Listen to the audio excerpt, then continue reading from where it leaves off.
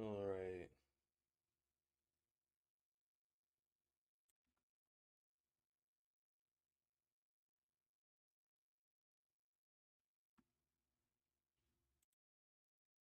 Well, let's see here. Refresh.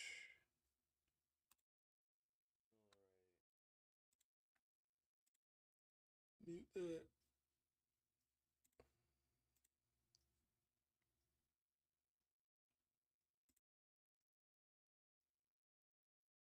Huh. Interesting. Very, very cool. Let's get rid of that. Put it down there. Yo, Bean, what is up, my man? I was getting ready to stream and I heard a ding. Look over there. Literally right as I was about to stream, hit 200 subs. It's crazy, man. You can actually see their name on screen. Yeah. Let's see here. Make it a little bit. I think that's just their name. Yeah, it's in all caps. That's why it looks weird. Ooh.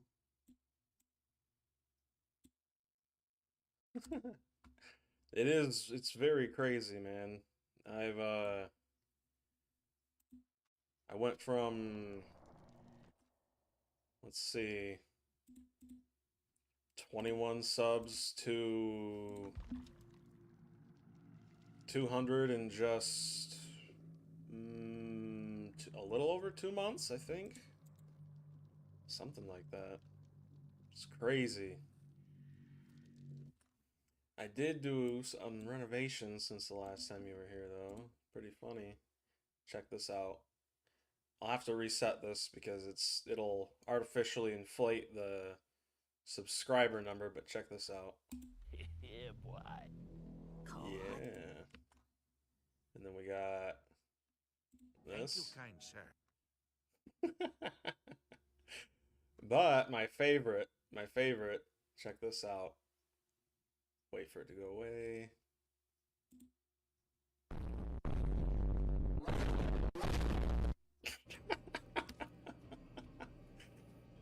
It's so stupid, but I love it. What is this? I'm not buying this stupid game. What's up, Nix? Yeah, let me reset my Streamlabs subscriber counter real quick. I don't know if you saw it, but I just artificially inflated it by showing Bean what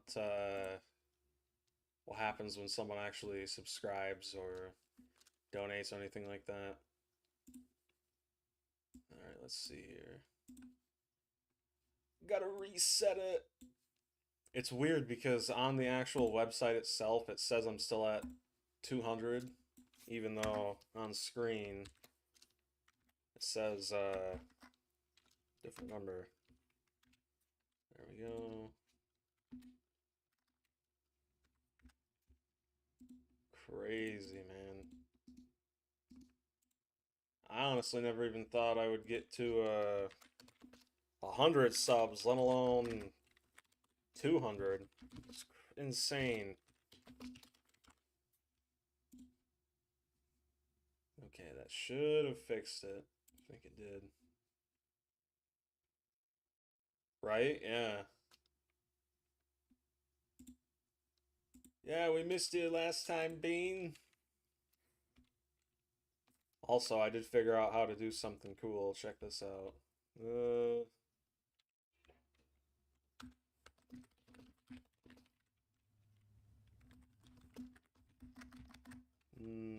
trying to think.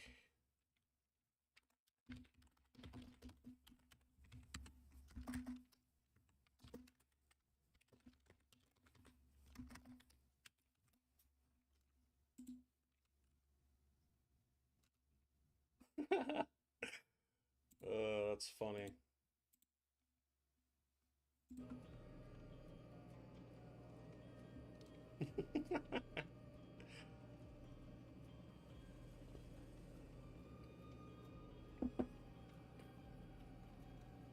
Yeah, if you didn't know the test name, yeah, we did, man. Um, the test name for Streamlabs is Kevin. So whenever you test your widgets, Kevin pops up on screen. There we go. Just reset it. Oh, I actually get to vote in my own poll. That's funny. Ah, I gotcha, I gotcha.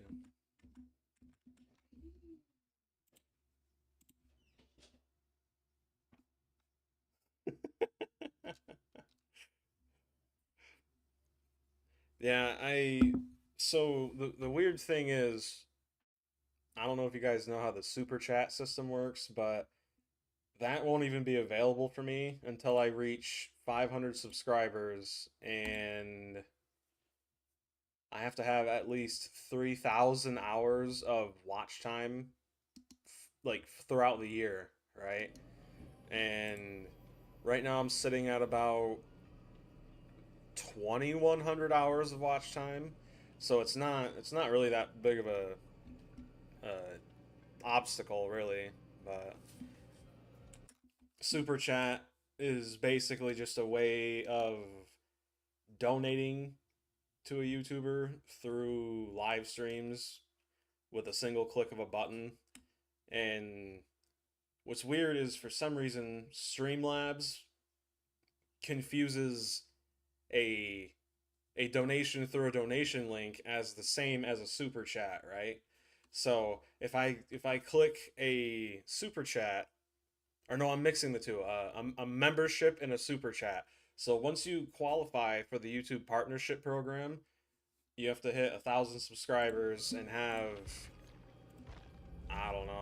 I'm pretty sure it's 3,000 hours of watch time for that for the year. But once you hit that, you can qualify for the YouTube partnership program, and then you can like customize your channel and make custom emotes and stuff for your viewers.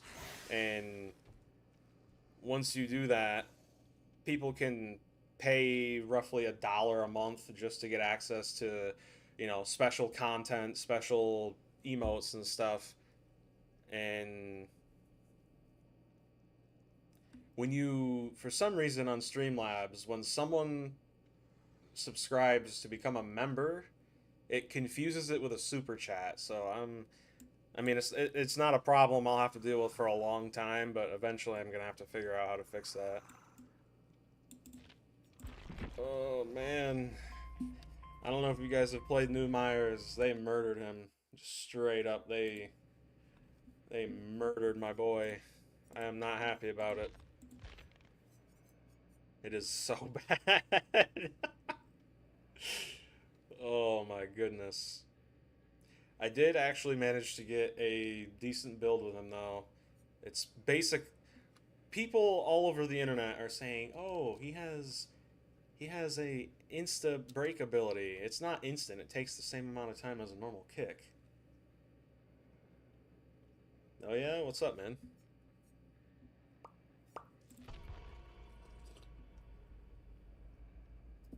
Man, this main menu background is really boring. It's just like static.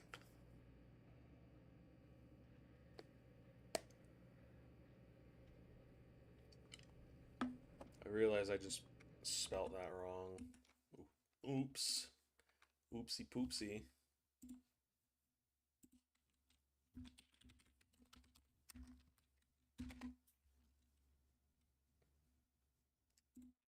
Eh,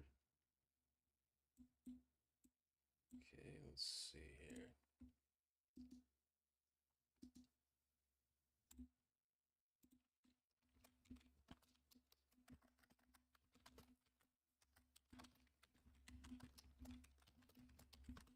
I thought that looked weird. It's because it did.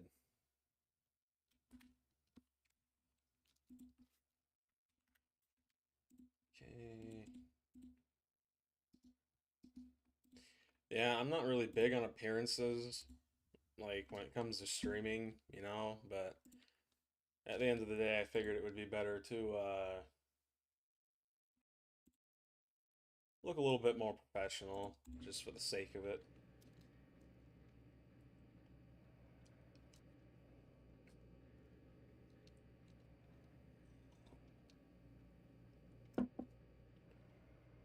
Professionals have standards.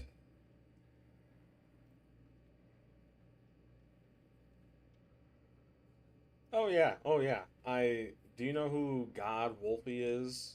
I think it's I don't know if it's pronounced Wolf or Wolfie.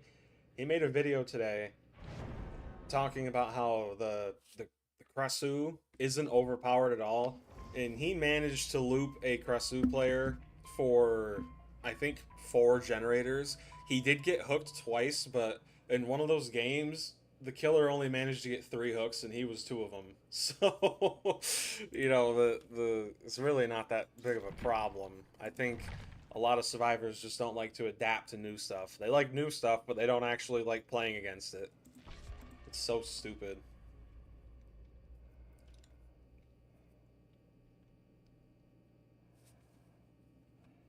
I gotta see. It's really not that big of a problem. I think a lot of survivors just don't like to adapt to new stuff. They like new stuff, but they don't actually like playing against it. It's so stupid. Okay, I thought my game audio was messed up. There we go.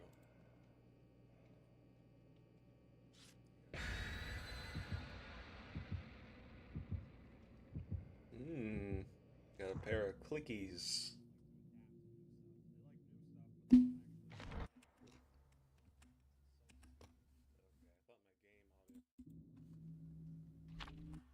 I thought my game audio.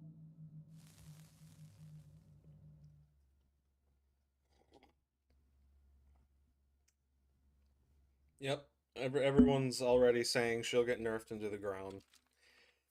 That's why I didn't understand why so many YouTube creators were saying the Kursu's here and she is super overpowered. It's like, bro, no, she's not. She's really not.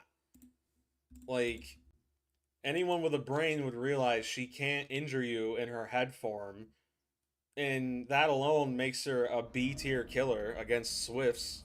Against solo queues, she might be S tier, but that's just because there's no coordination.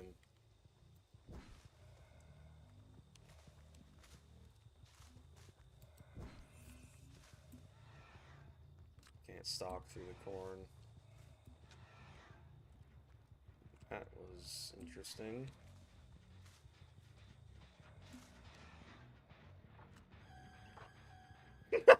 I know I just scared her like crazy.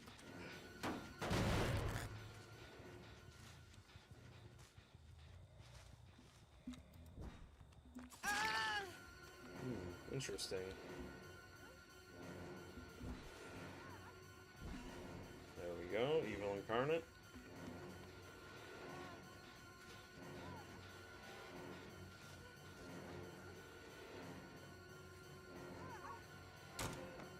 Ooh. I didn't even have to mind game there. Get off my gen, douchebag.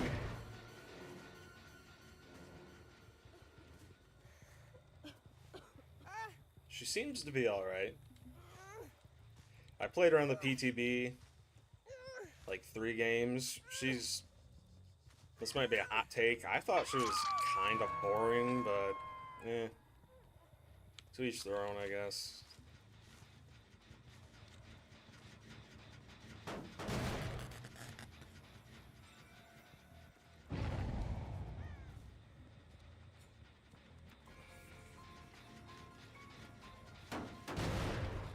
Alright, where are you guys hiding? Come on. Mikey wants to play. Ooh. That's a good question.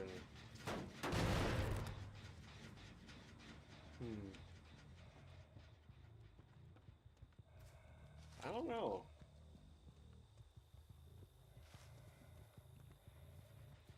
Holy crap. I'm being gen rushed.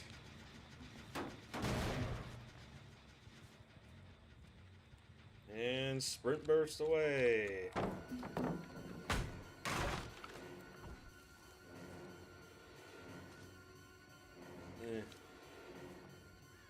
Yeah, I guess so.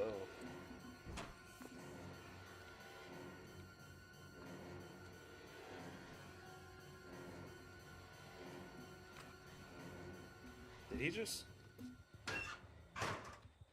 Bro, what is going on? They have 4 generators at about, like, 80%. What the heck?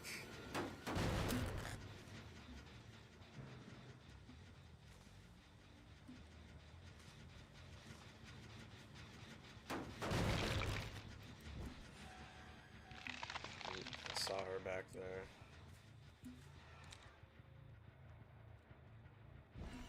Thank you.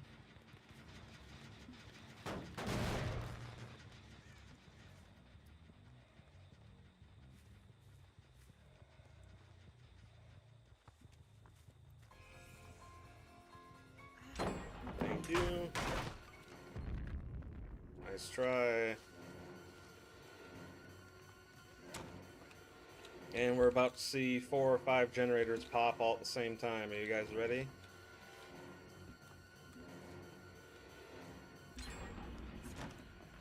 Yeah, this is so stupid, man.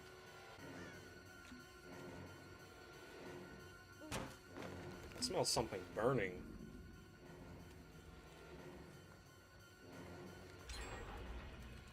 Yep, 3 generators done all at the same time.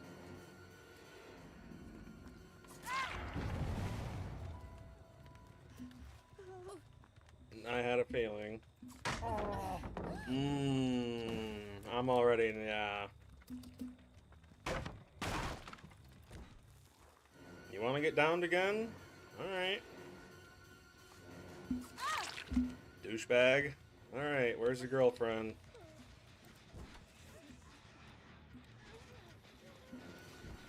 I literally called it. I knew these two were in a swift. I knew it. You want me to slug everybody? I will.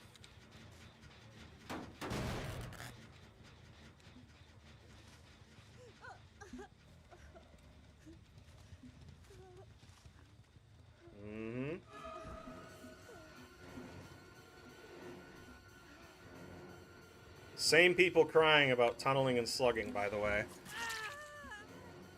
Soul Guard, of course. Of course.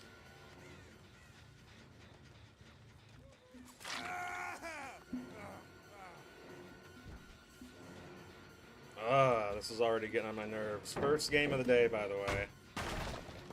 First game. 3 generators, 3 seconds. They're playing like their lives depend on it.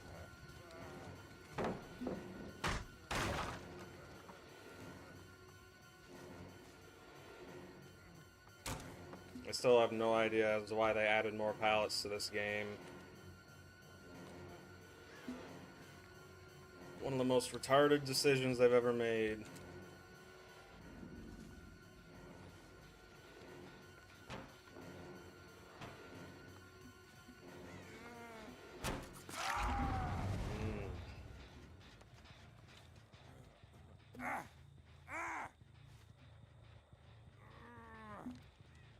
My goodness.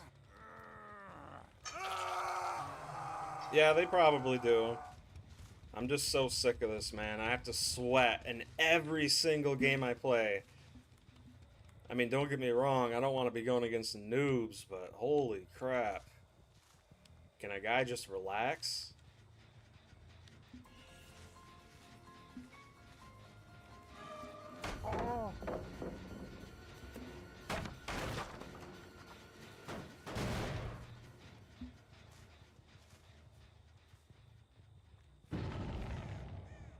Lately, I've been playing less and less and less DBD for this reason.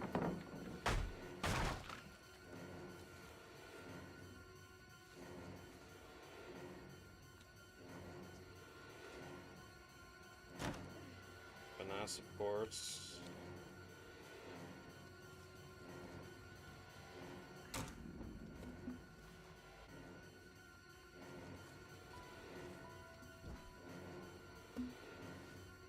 Keep waiting at the window, you're gonna get hit.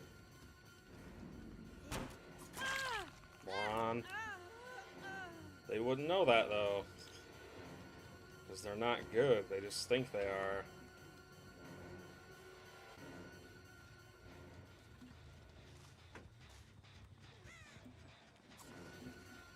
Get out of here, douchebag. Feed me again, won't you? Thank you.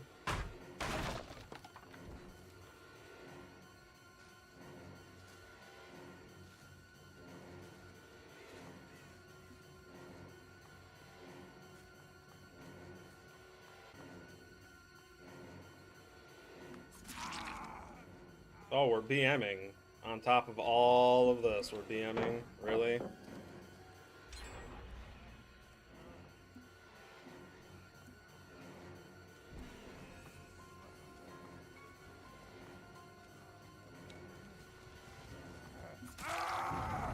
Moron.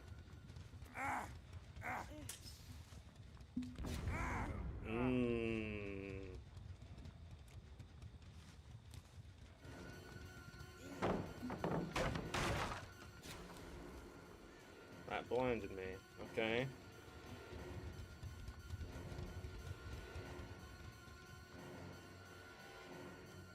Drop it. Thank you.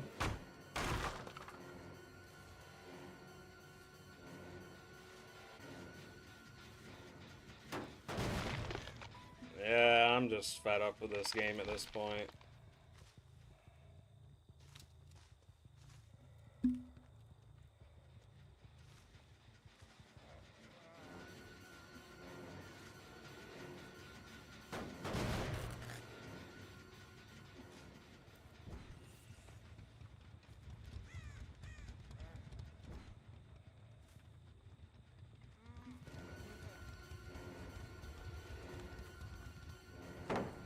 Yes, we need more pallets. More pallets, devs. We need more. Alright, where are the girlfriends? Where are they at? Come on. There you are. Come here, scumbag.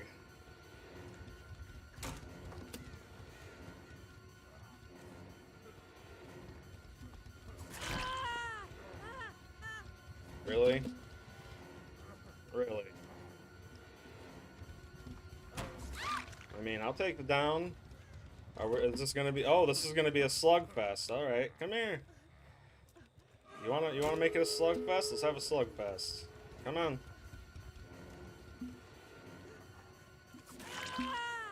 I mean, do they think this is fun for me? It's really not.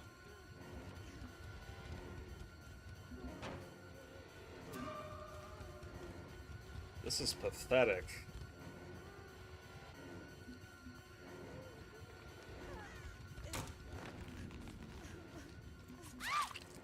Alright, we'll leave you on the ground, then we're gonna go for your girlfriend.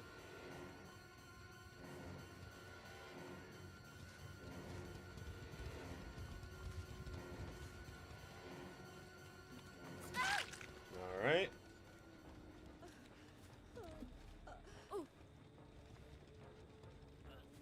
We'll throw you next to your girlfriend, and yeah, won the game. I guess not. Looks like you're sitting here.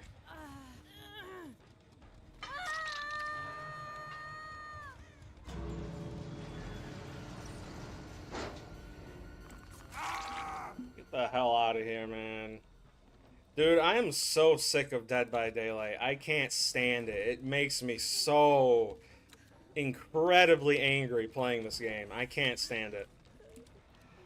How the hell are you gonna see this and tell me with a straight face that there's a problem with killers being too strong?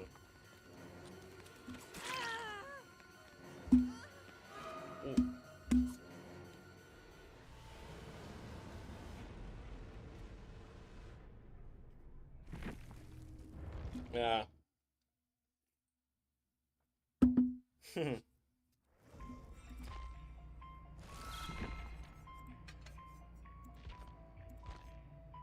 I'll play one more. If it's anything like that, I'm just gonna switch games. I'm not dealing with that. It's so stupid.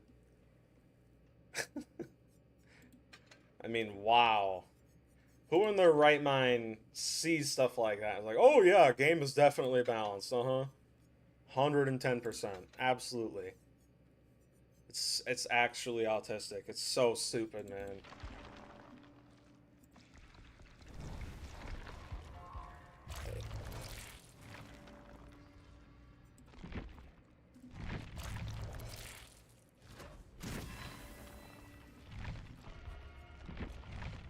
But anyway.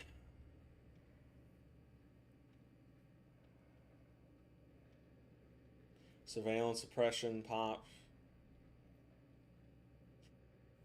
You know, let me try that. I think I have. Oh, I don't have the oppression though. That's on twins. Yeah, I'll get twins next. They actually buffed oppression uh, this time around. Yeah, man.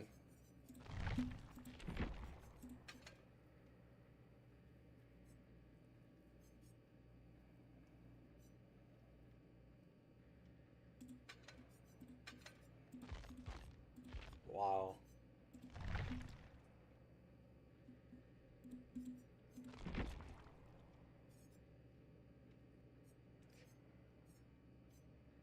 I think Bamboozle. Was it always 15? Yeah, it was. Yeah.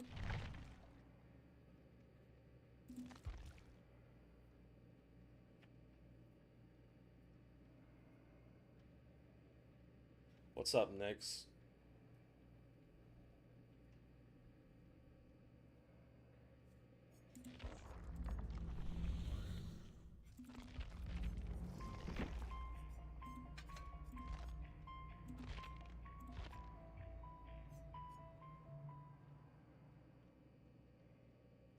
You know, I understand now why some people run Lightborn 24/7. It's right there. Ruin, Thrilling, Dead Man's Switch, Undying. Okay.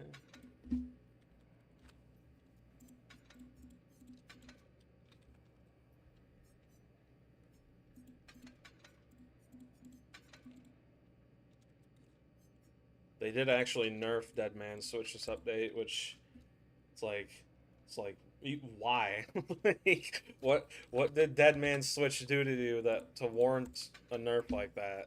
It was fine where it was to begin with.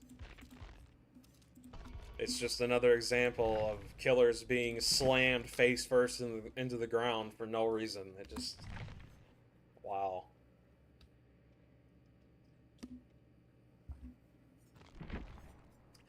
By the way, do you know what this bloody portrait means?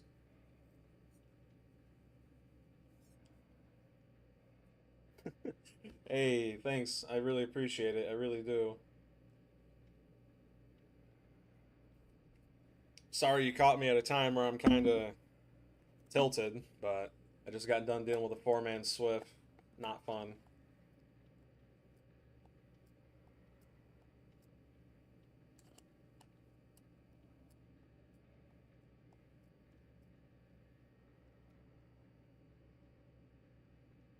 Nerf, nerf. Dead Man Switch? Yeah, but it's like why even do it in the first place, you know? Like, yeah, it's only 15 seconds, but yeah, I had people on Reddit and stuff telling me, "Oh, you're just bad with Myers. You're just bad with them." It's like, bro, this portrait right here just goes to show that I used to play him constantly on Xbox. Like the only reason I have that red portrait is because he was my main for the longest time, you know. So when people are like, "Oh, you just don't like the rework because you're bad with it," it's like, no, I don't like the rework because it sucks. I actually have a video that I made the day I played him with his new rework, and man, I'm telling you, that video is probably, I don't think it'll blow up like crazy, but man, it'll it'll attract the twerps, that's for sure. Can I do that? There we go.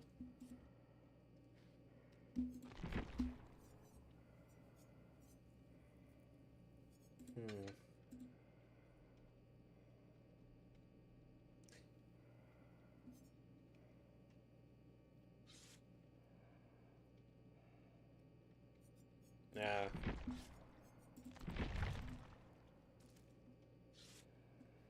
Myers was my first ever P3 back when it was very punishing to actually prestige. That's cool, man. It sucks on mouse and keyboard too. I hate it. It sucks. It's so bad. His dash isn't like Chucky's. It's super.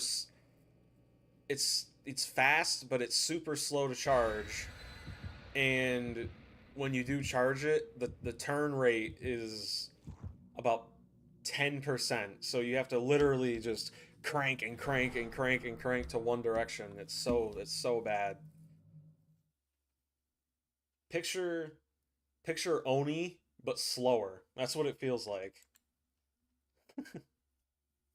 It's not fun. Not to mention when you do miss with your dash, for some reason you're put on pause from using your power for like 5 seconds. What's up with that, man? You know, I earned my power, let me use it. Why is there a timer on it? That's so dumb. They took Myers and he went from being a like upper B tier killer to a lower C tier. It's stupid. This person has objective obsession.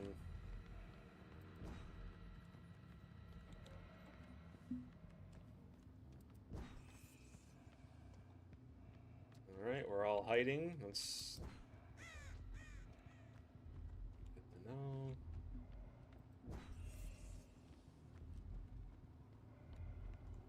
They shouldn't be able to see my aura when I'm in stock mode.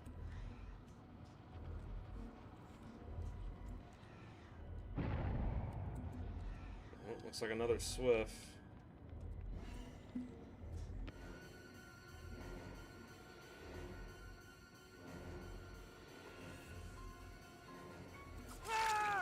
Okay. Alright, I guess.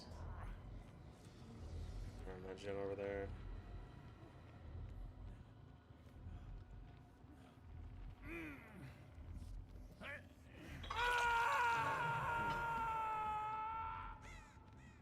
Yeah, I tested some of her perks on the PTB.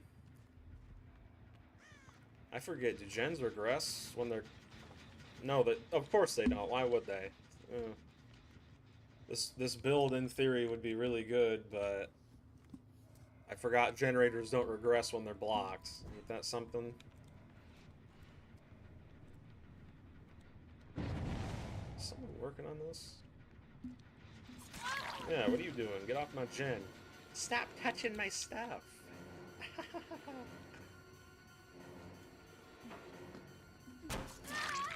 Okay, maybe this isn't a Swift. Maybe I spoke too soon.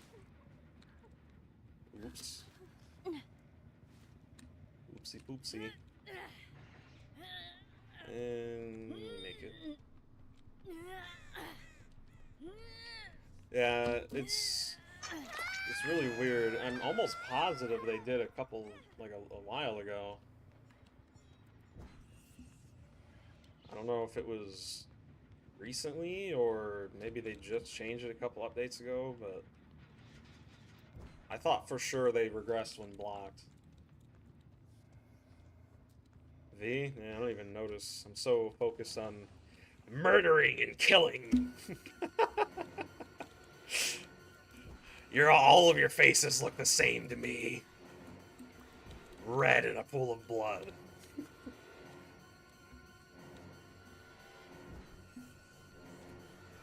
Oh, hello. Only stalker halfway, because after we get 50%, stock starts to decay. Yeah, it's not bad. It's not bad. I'm not saying it's bad, I'm just saying it's the way the perks work. That's stupid.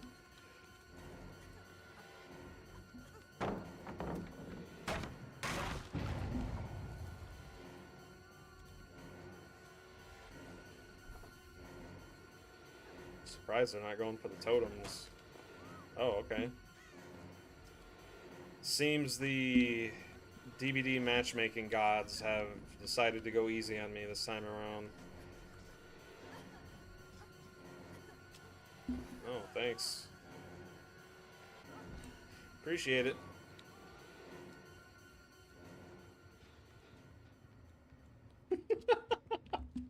I mean, what did she expect? It's so funny. We're undetectable. Get off my generator!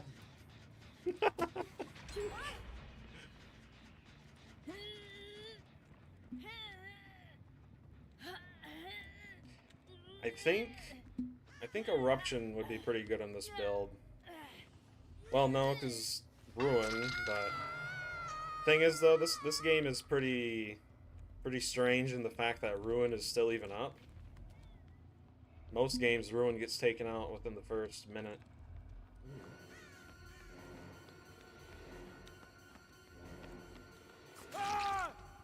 I forget his lunge isn't the same as old tier 3.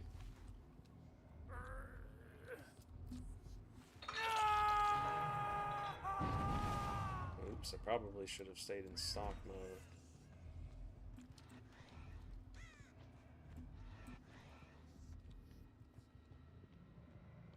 Apparently, in stock mode, he used to... I know for a fact she just crapped her pants! Apparently, stock mode used to have a movement speed of 4.4, but now... or 4.6, I mean, but now it's 4.4. Or is it 4.2? I forget. But I remember a lot of people were mad that they slowed it. And you can feel it. You really can. He moves so much slower in stock mode. It's ridiculous.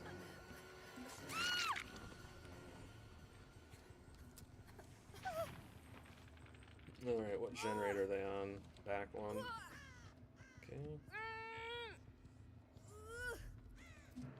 Yeah, this is definitely just a huge group of randos. You see, look at my evil incarnate. It's at half now. It was at about 80. That's ridiculous.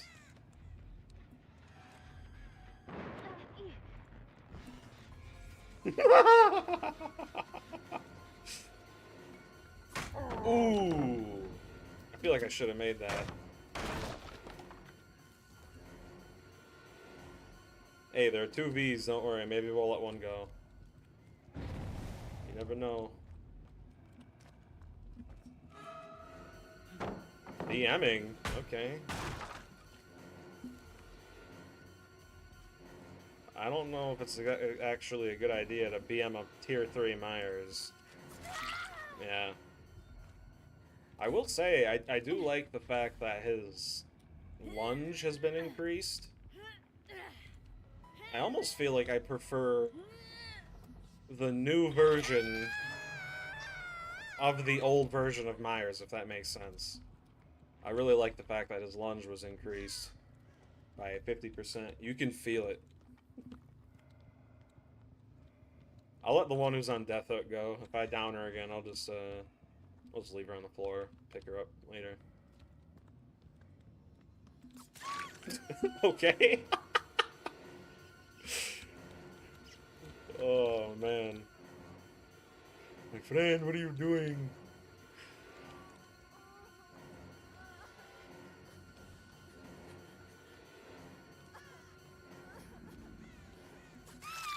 Is it just me, or do you get bloodlust way quicker? I feel like it used to take forever to get bloodlust. Now it's like, oh, you don't hit them within 10 seconds? Bloodlust. Which, hey, I'm all for, but it does feel kind of weird. Were you just sitting in a corner? Okay. They still haven't gone for either of my totems.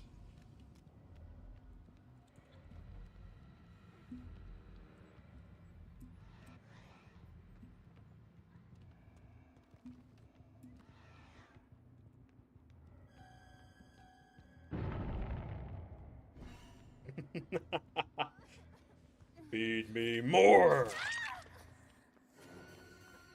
Let me guess. Decisive? Nope. Whoa, what was that? Flame killer seems more fun than a runner. I've never heard that before. That's pretty funny. Yeah, it does when you get put... You see, this game is too easy, right? My last game, I was sweating the entire time. But this game, everyone's on Death Hook. Nyx, I think your build's broken. Last game, I managed to get, I think, 3 hooks total. And I was being flashbanged 24/7. But... Where? Huh? Oh, why did you stick around?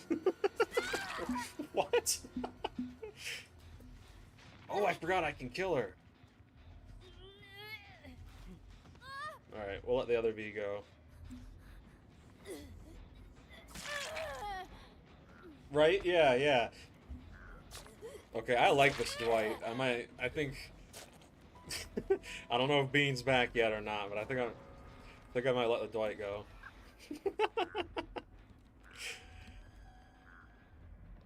Yeah, I don't get this game sometimes, man. It's weird because every time I play Dead by Daylight on stream, I go against the most sweaty and toxic people I have ever met in my entire life, but off stream I get games like this, you know? This is just too easy. You see, I bet she'd even know I could do that. She probably doesn't even have that much experience. Well, maybe she does, maybe she doesn't. You see what I mean? Like, I'm definitely going against noobs here. Go ahead and Mori her. Who knows, maybe we'll get lucky and get an evil incarnate.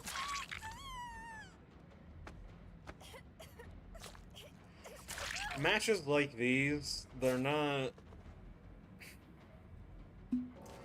I wouldn't say they're unfun, but they're so unfair to the point where it's like, why even really take it seriously, you know? She was here not too long ago. Her visionary thing is right there. Did she just hop in a locker? Nope. Might just camp his body.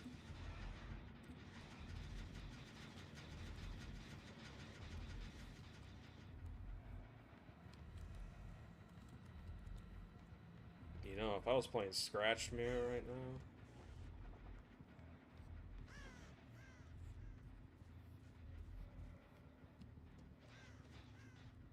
on that. Found ya.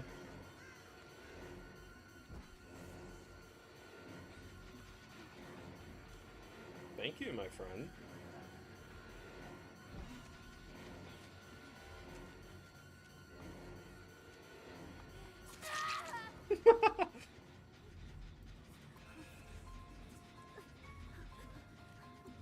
Oh, looks like we're getting the evil incarnate.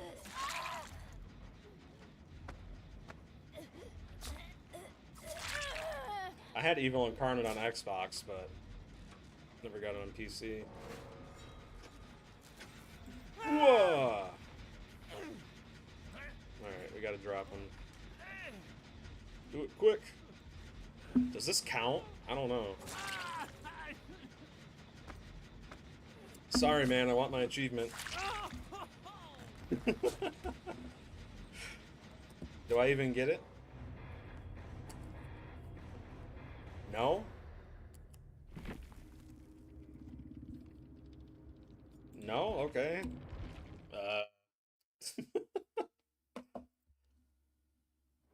How does that still work? Do I already have it and just not know about it?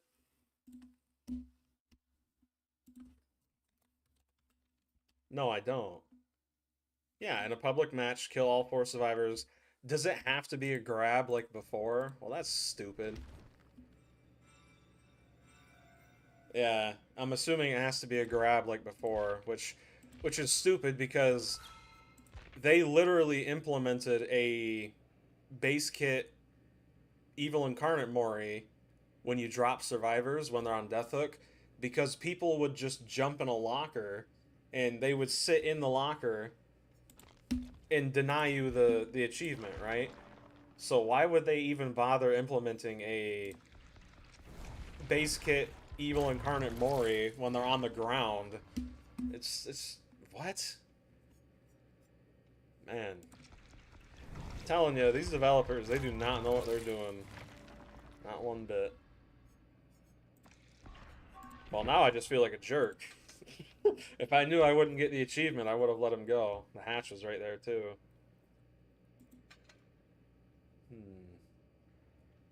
Maybe this would be good.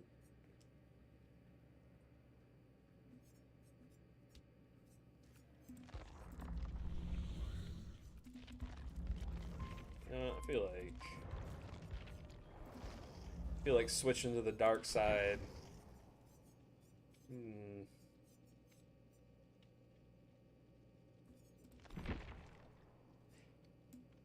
I do want to show you guys just how bad solo queue is in this game.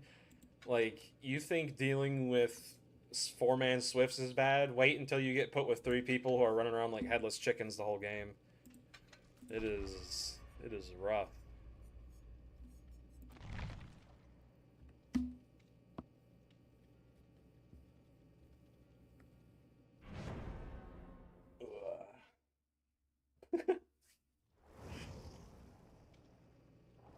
Oh, we got an ace. He's either going to be one of the best players you've ever seen or throw. Yeah, it's a part of the reason why whenever they update something, it almost always comes with 3 or 4 new bugs. I actually saw a tier list yesterday. Someone put Deathslinger at A tier, and I'm sitting here looking at that like, have you actually played him? There are invisible walls everywhere with him, man. Yeah. A lot of the cheaters in Dead by Daylight are subtle, but when it comes to winning, they just don't care. I actually reported a suspected cheater I saw and I recorded and put on Reddit.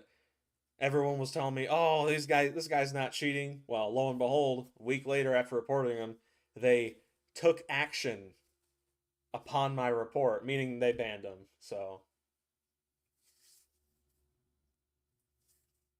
yeah, they're using the built-in Steam anti-cheat, which, it's not it's not very good. It's basically the same as using BattlEye. BattlEye is horrible.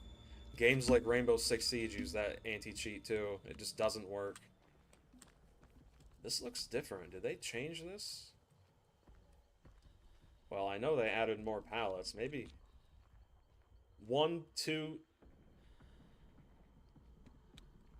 3 pallets. I thought I heard a wraith.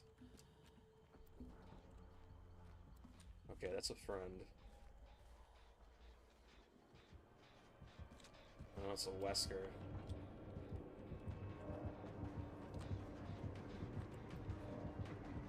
Oh, leave me alone, leave me alone. I'm just a little Steve.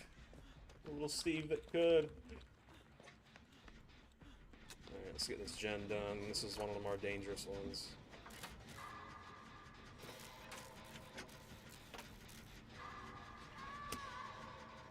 Well, good news is we haven't had a survivor go down within the first 30 seconds of a match.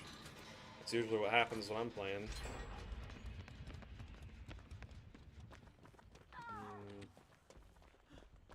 You work on... we should probably work on the same one.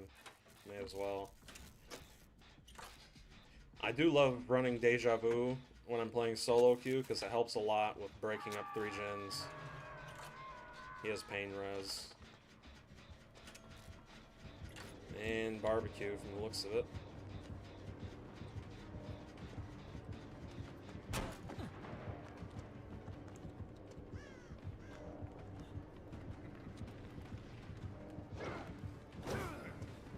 I feel like I'm bullying. This, in my opinion, looks to be a baby Wesker.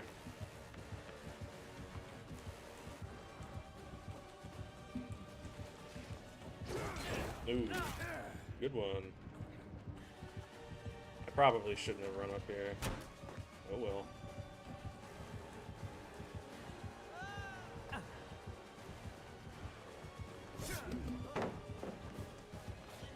we go. Look, guys. We have pallets in a straight line.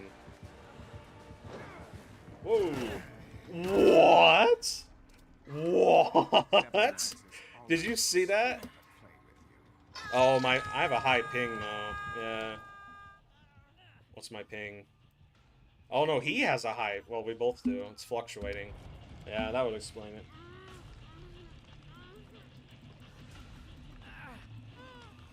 In the Myers game, I thought that I could get the Evil Incarnate achievement because now, when you have your Tier 3 activated and a Survivor's on Death Hook, you can Mori them, right? But, I'm trying to think. But even though they added the ability to Mori survivors in Evil Incarnate with your ability, right? Even if they're on the ground, it doesn't count towards the achievement, which pretty much defeats the whole purpose.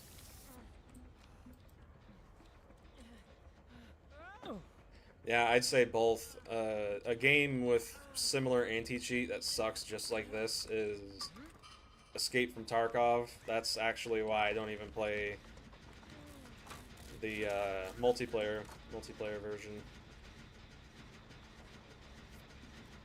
I think these guys are swift. They seem to be pretty coordinated.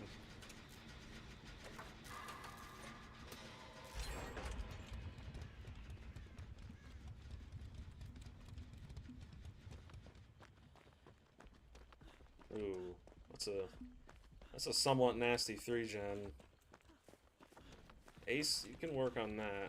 I think you should always try to get the generators in the middle of the map done as quick as possible. Where is he? Right there. Does he see me? Okay, yeah, he definitely has barbecue. He is straight lasering for him.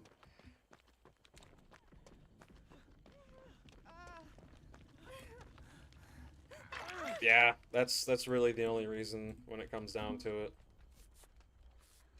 People, it's kind of different in Tarkov, though. People cheat in Tarkov because, while I never will condone cheating, I do kind of understand it. Tarkov is so incredibly difficult. It is not made for people who don't have the time to learn or people who play Call of Duty every day, you know?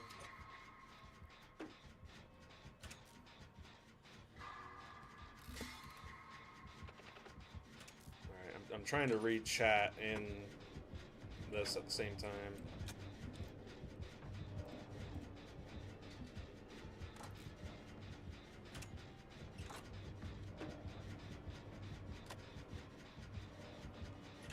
Yeah, I would say it's also a lack of confidence because most of the time how you're going to do in a game depends entirely on how you think you're going to do going into it, right?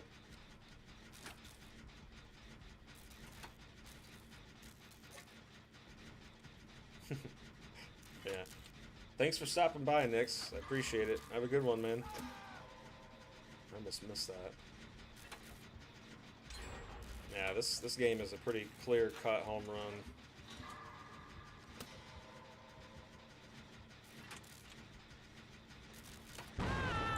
Oh.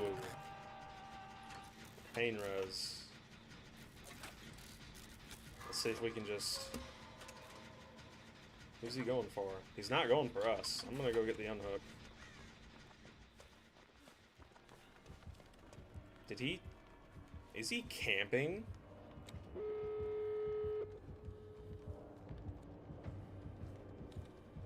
Where is he? I think he's camping? Yeah, he is. Alright, well, I'm not gonna unhook without a friend.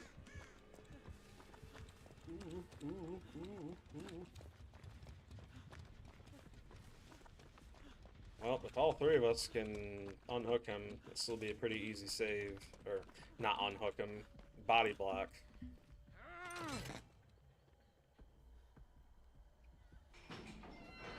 Oh, that's probably not good. They should have waited. Unless he has Dead Hard or something.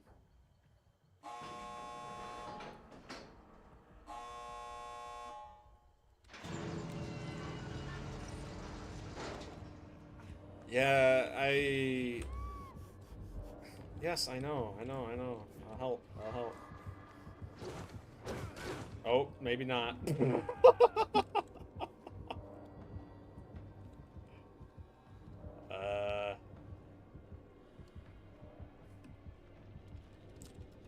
I don't want to waste my sprint burst. Not yet.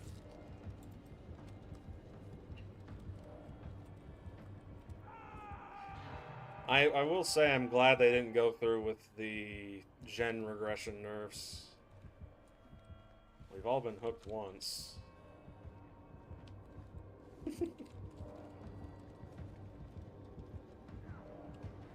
This is what low MMR solo queue survivor looks like. Run! Run! Yes! Ooh, ooh, ooh. Sprint bursts.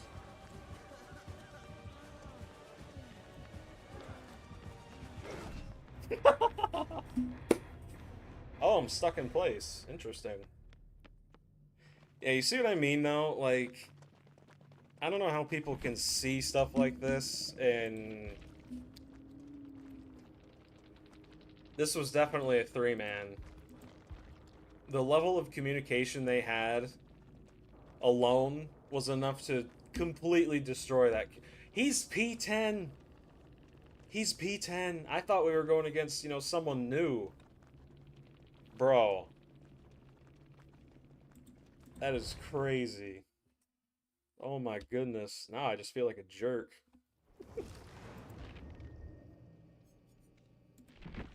But, you know, that point, it still stands. It's crazy to me. Their coordination, even though I couldn't see it or hear it, it was so good, I just knew in my head immediately what they were thinking. You know, it's crazy.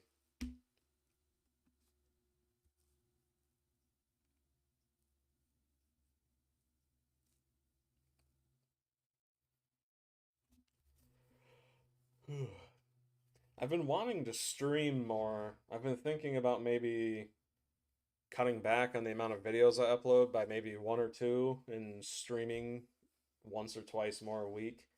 I don't know though. The problem is with YouTube, well, you can stream on it. A lot of the people on YouTube typically aren't looking for streams, they're looking for videos, right? Short form content, well, shorter form content that's already been pre-made so they can just sit down and eat dinner or something like that. Yeah. You know what? Let me actually show you. So, I figured out not too long ago that my Dead by Daylight stats, or my stat tracker, is wildly inaccurate because none of my stats for Myers add up, right? I used to play him like crazy on Xbox, and for some reason, their stat trackers trying to say I only have 8 hours played with him. It just makes no sense. But, check that out.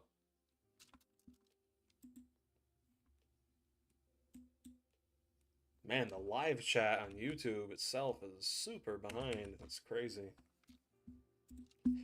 Yeah, I have 36 hours, like almost 37 hours when compared. Keep in mind, this is only PC, right? It's supposed to be both console and PC if you connect the two, but this is only PC. I play about 3/4 of the time killer and 1/4 of the time survivor.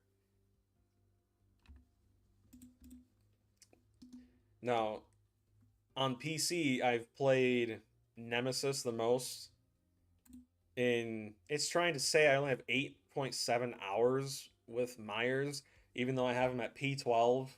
You know, it's so weird, man.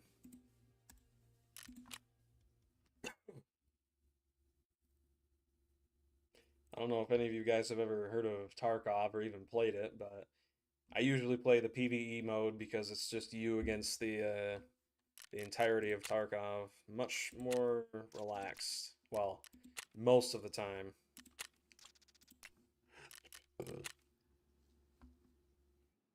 Yeah, you and me both, man. That one Myers game at the beginning of the stream, I almost I debated on just playing the different games. I'm like, man, this is too much. I got tired of all the sweats. Well, that's a ripoff. I'm trying to remember. Just put that and that in there. Lord knows I have enough.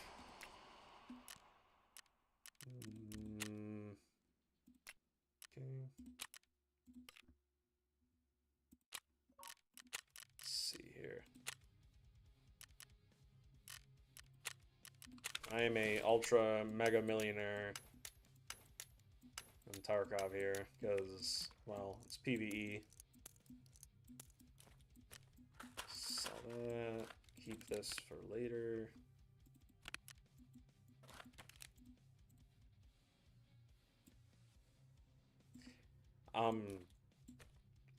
One dude who showed up to my stream, I believe it was last Saturday, I want to say. Oh, absolutely, without a doubt. Sorry if you can hear a dog barking. You know, wait, that's actually my dog. Wow, that's Titus. Usually he doesn't bark at anything. That's interesting. That means he's probably barking at something stupid.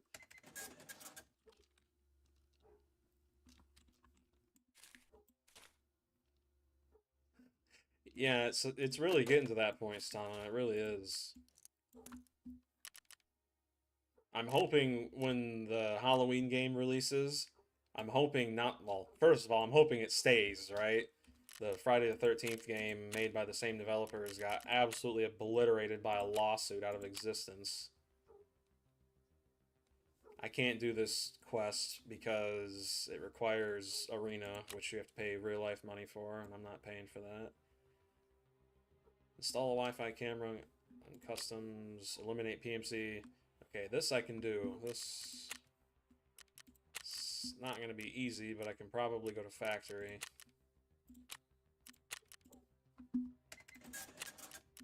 Let's see here.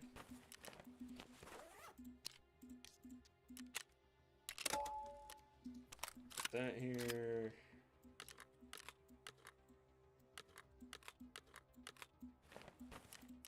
Sort table.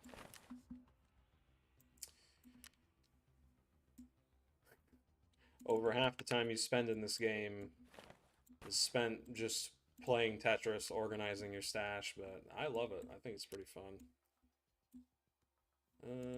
Let's see. You know, now that you guys are here, you three, well, four usually, you guys are the ones who watch my content the most, so I actually care about your guys' opinion the most. Would you guys actually be interested in seeing me play the new Tarkov story mode once it's released? Because the 1.0 is actually coming up here soon, and with that, the whole story. Thanks, you too, man. You have a good one.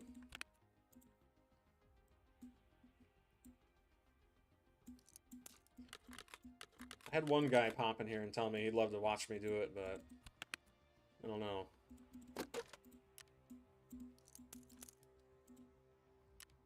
I've said it before too. Dead by Daylight off stream is a completely different game. I never get games like that on stream. I don't know why. Let's use this. I don't know why the game gets so incredibly toxic the moment I start streaming. I do know there's a cheat that makes it so you can actually go out of your way to play against streamers, but I'm always pretty hesitant on calling that stuff out because you never know if it's actually true or not. Go up. X25, okay. There's not in there.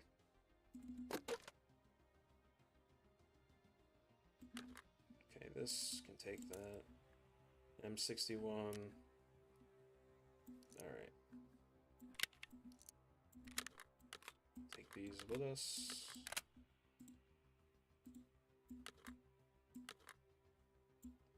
Need to get some ammo.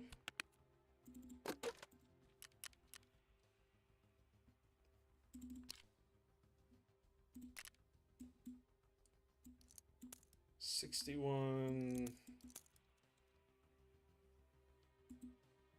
Right.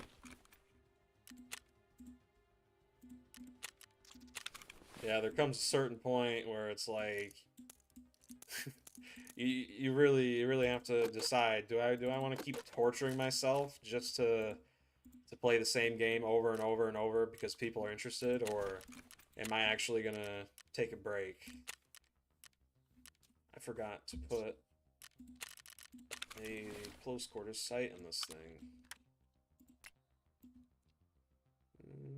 Weapon parts. There we go. Flashlight. Yep. Alright. It's a factory.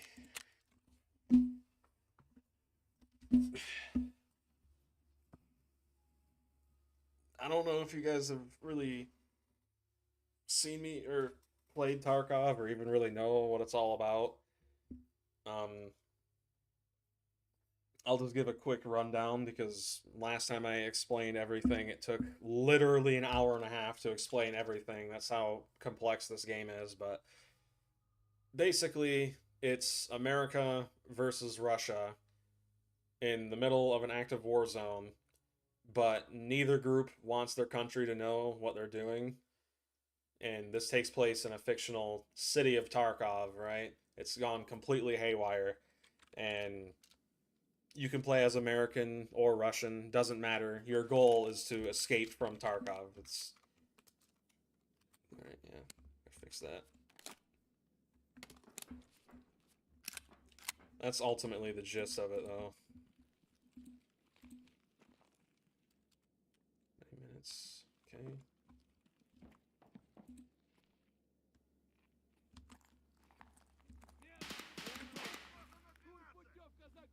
Okay, I just heard a PMC to my right. Personal made character.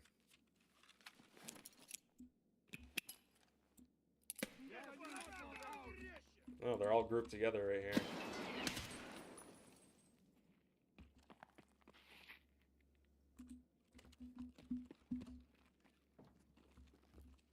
I gotta be very careful. I'm using horrible armor for a quest.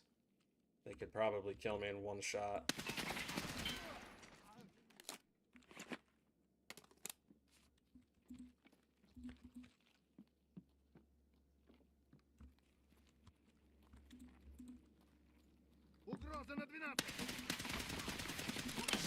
Oh!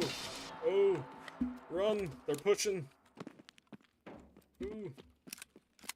Gotta find somewhere to reload. Pack my mags. This is what I'm talking about, though. I love Tarkov for this reason. Alright. I love it, man. I love the adrenaline rush.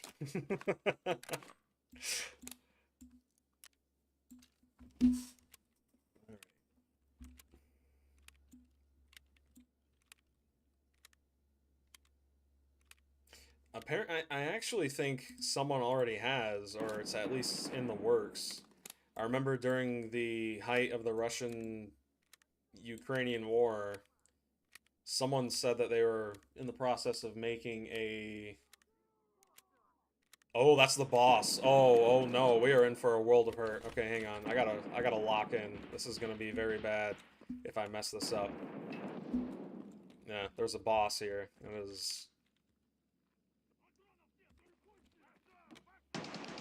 I just have to pray he rushes me. Because with the armor I'm wearing... Okay, he's killing everyone down there.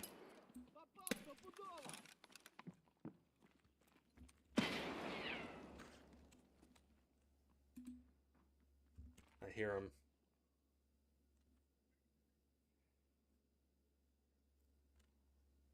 Bro, this is this is what I'm talking about. Throw a grenade, see if I can get him to move.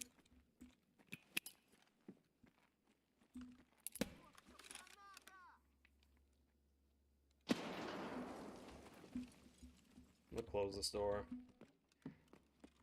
Okay, I'm in a really bad position because he can push me. And my armor, I don't know if you know how armor in real life works, but my armor was not made to stop, you know, anything above 9mm. So if he actually manages to land a shot on me, I'm pretty much dead in one hit. And this dude, he has a... I can hear him breathing. You hear that?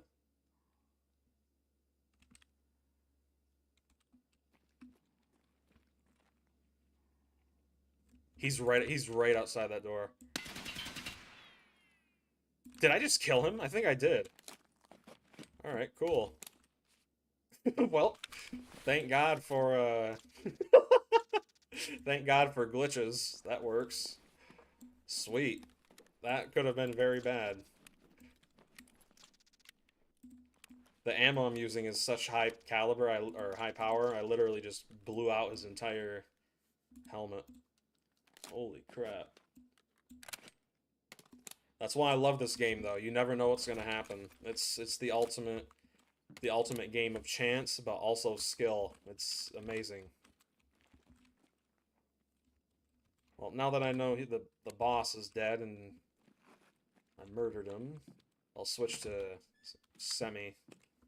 That way, I can save ammo. Holy crap. Yeah, typically that dude right there, his name's Tagilla. Typically that dude will rush you like a crazed crackhead, and he has a sledgehammer. Dude will literally kill you, and depending on the armor you have, 2 to 3 shots, but the armor I'm wearing is so bad, literally kill me in just one hit. His AI is programmed to be either a coward or, you know, full nuts to butts, so to speak. You know, I'm gonna switch back to full. I don't feel... Wait, is this the full auto? Ooh, it is. Okay. This gun, you can only find it inside of certain areas, but because he spawns with it, not bad. Full auto. His ammo sucks. Ugh. Yeah, we're not using that. No, thank you. Throw a grenade. See if anyone's over here.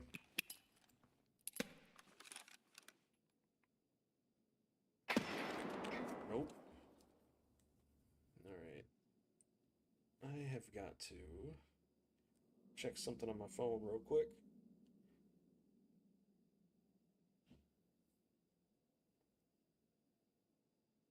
Alright. We did kill those 2 PMCs though, so...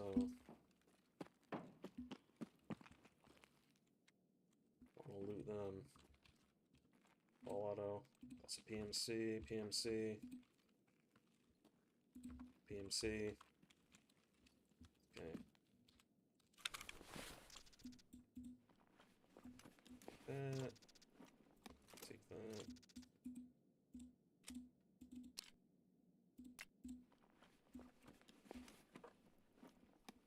Can't put that in my case. believe the backpack he was using is bigger.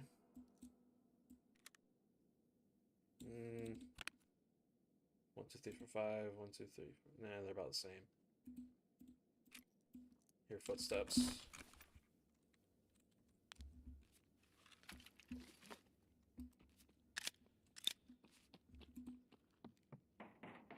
Сука, ёбнули нашего! And he's upstairs.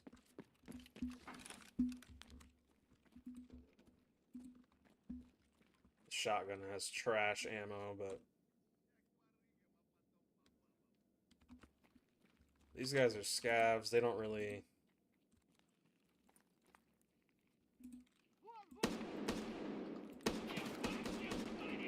Yeah, this gun is not it.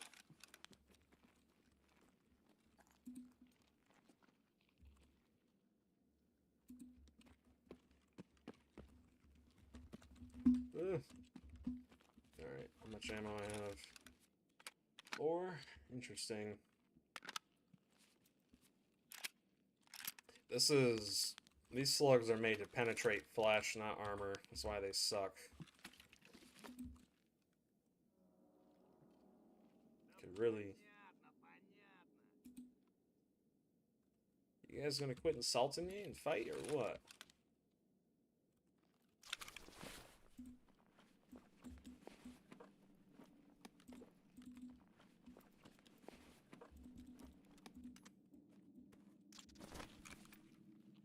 God damn traitor.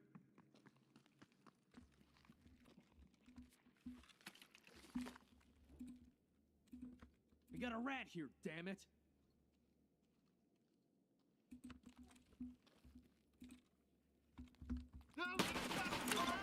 Ooh. Headshot. Sweet.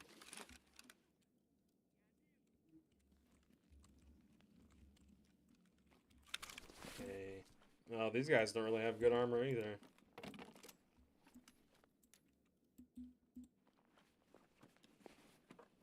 Yeah, I'm not gonna drop my rig for it.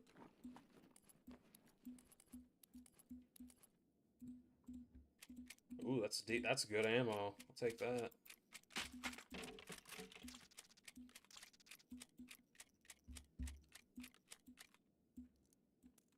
Good ammo.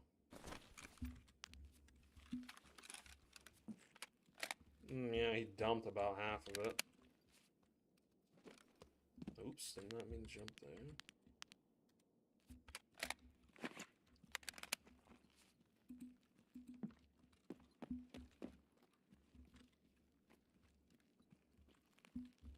Okay. Take that. Those. Sell that.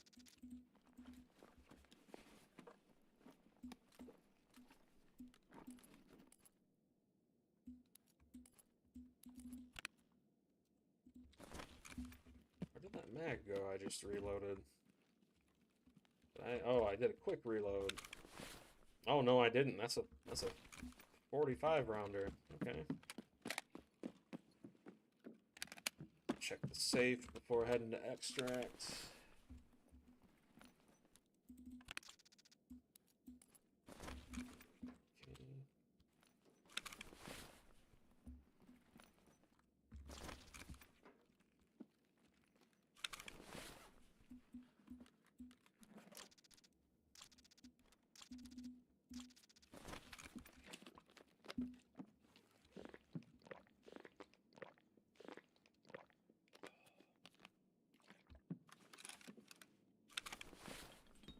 Okay. Yeah, there are a lot of Russian, I don't know if that's it right there, but there's a lot of Russian stuff in this game. Apparently this graffiti is a type of art that a lot of Russian punks do, teenagers, but oh. This must be where the boss spawned. Yeah.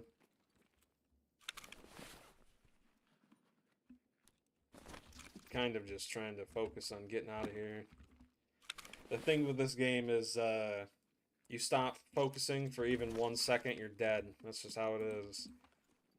I heard a scab over there. It's coming to me. Okay, I know what that means.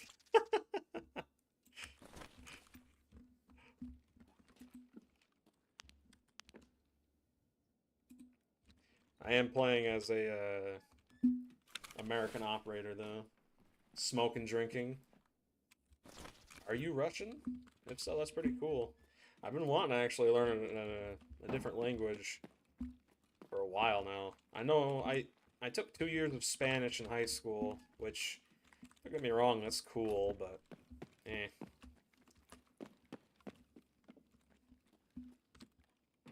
If I had the option to learn between Spanish, French, and Russian, I'd probably start with Russian, then French. What's cool though is you can in this game actually play as a Russian operator, but right now there's an in-game faction system, and right now if you're playing as a Russian operator, you get screwed heavy. Just because most of the factions in this game are actively against you. Keys are always very valuable. Need them for quests. I'm just gonna switch to single. Yeah, there aren't no PMCs left. They probably all extracted by now.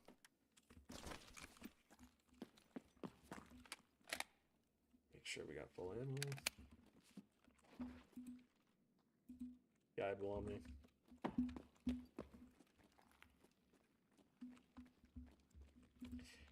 One of the people who were newer, like you, to my streams, they were so interested in this game, they literally stuck around and listened to me explain this game from bottom up for about, let's take the mag, for about 3 hours. I was so surprised. I'm like, holy crap. They ended up telling me that they're going to buy the game once it releases just because they're that interested in it. Oh, interesting, interesting. That's pretty cool. Where are my extracts? Huh.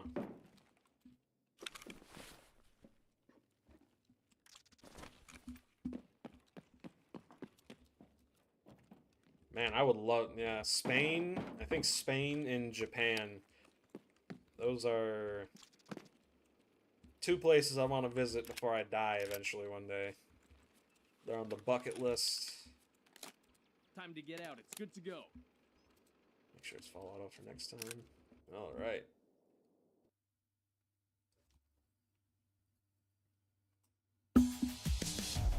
Huh.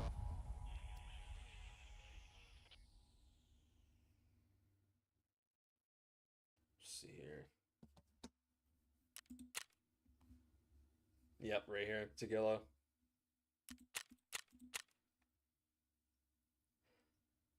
I've heard from game testers who got to play an early version of Tarkov 1.0. They said that the AI, at least in that version of the game, it's gotten so much better. It's crazy.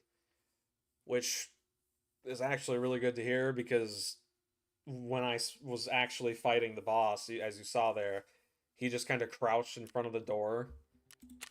And that's always been a bit of a problem for quite some time. The AI, typically they're not stupid, but every now and then they have a moment. Thank you, man. I don't believe in... How do I put this? I don't believe in good people. I believe in decent people, right? Because at the end of the day, there's really no true good and no true evil in people. It's always a different shade of gray. Some people look a bit more innocent, some people look a bit more evil, you know? I just try my best to be as bright as I can, really, at the end of the day. I do appreciate it, though.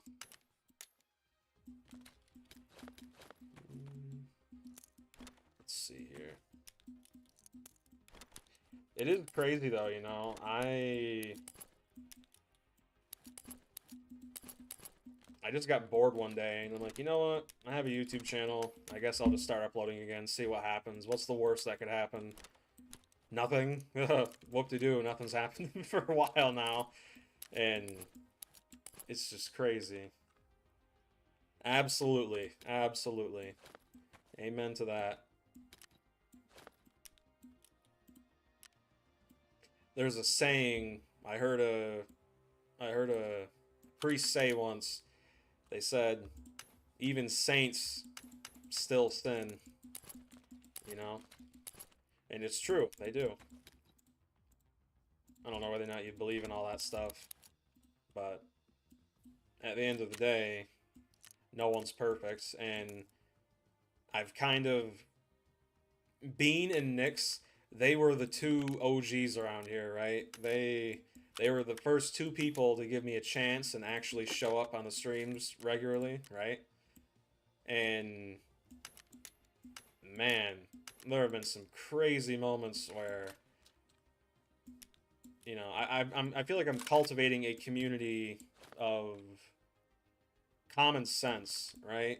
If someone messes up, if they own up to it, see something, say something. That's what I believe in, really. If you see someone doing evil, no matter how bad it is, stand up against it, you know? It doesn't mean, you know, be a douchebag and invade everyone's personal problems, but there are some problems that... Like, let's say you're in New York City, for example, and you see someone being mugged in broad daylight. A lot of New Yorkers would just ignore it.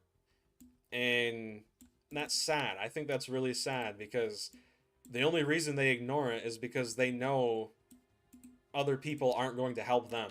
You know what I mean? It's fear.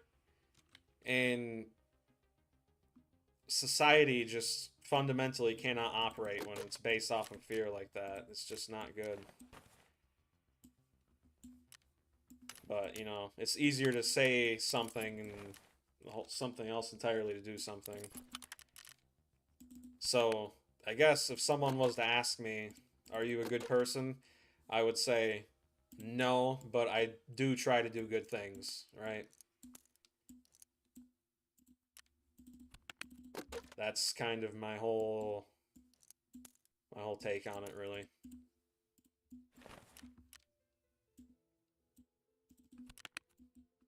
Alright, let's see here. I will say, though, when I started streaming, I did not expect to have as much fun as I actually do. I thought it was going to be more of a bore than actual fun, but I'm glad it's not.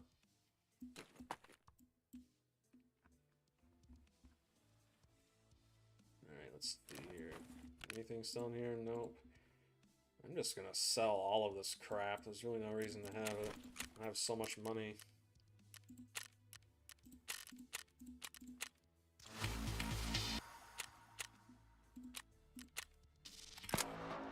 Hand over the found and raid items class 4 or above. Ooh, they have to be found and raid, though. I'll hold off on that for a second. Most of the plates I have are way, way above class 4. Man, this is loud. It's hurting my ears.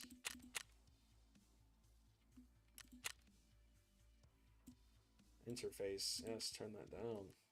Holy smokes. Holy moly.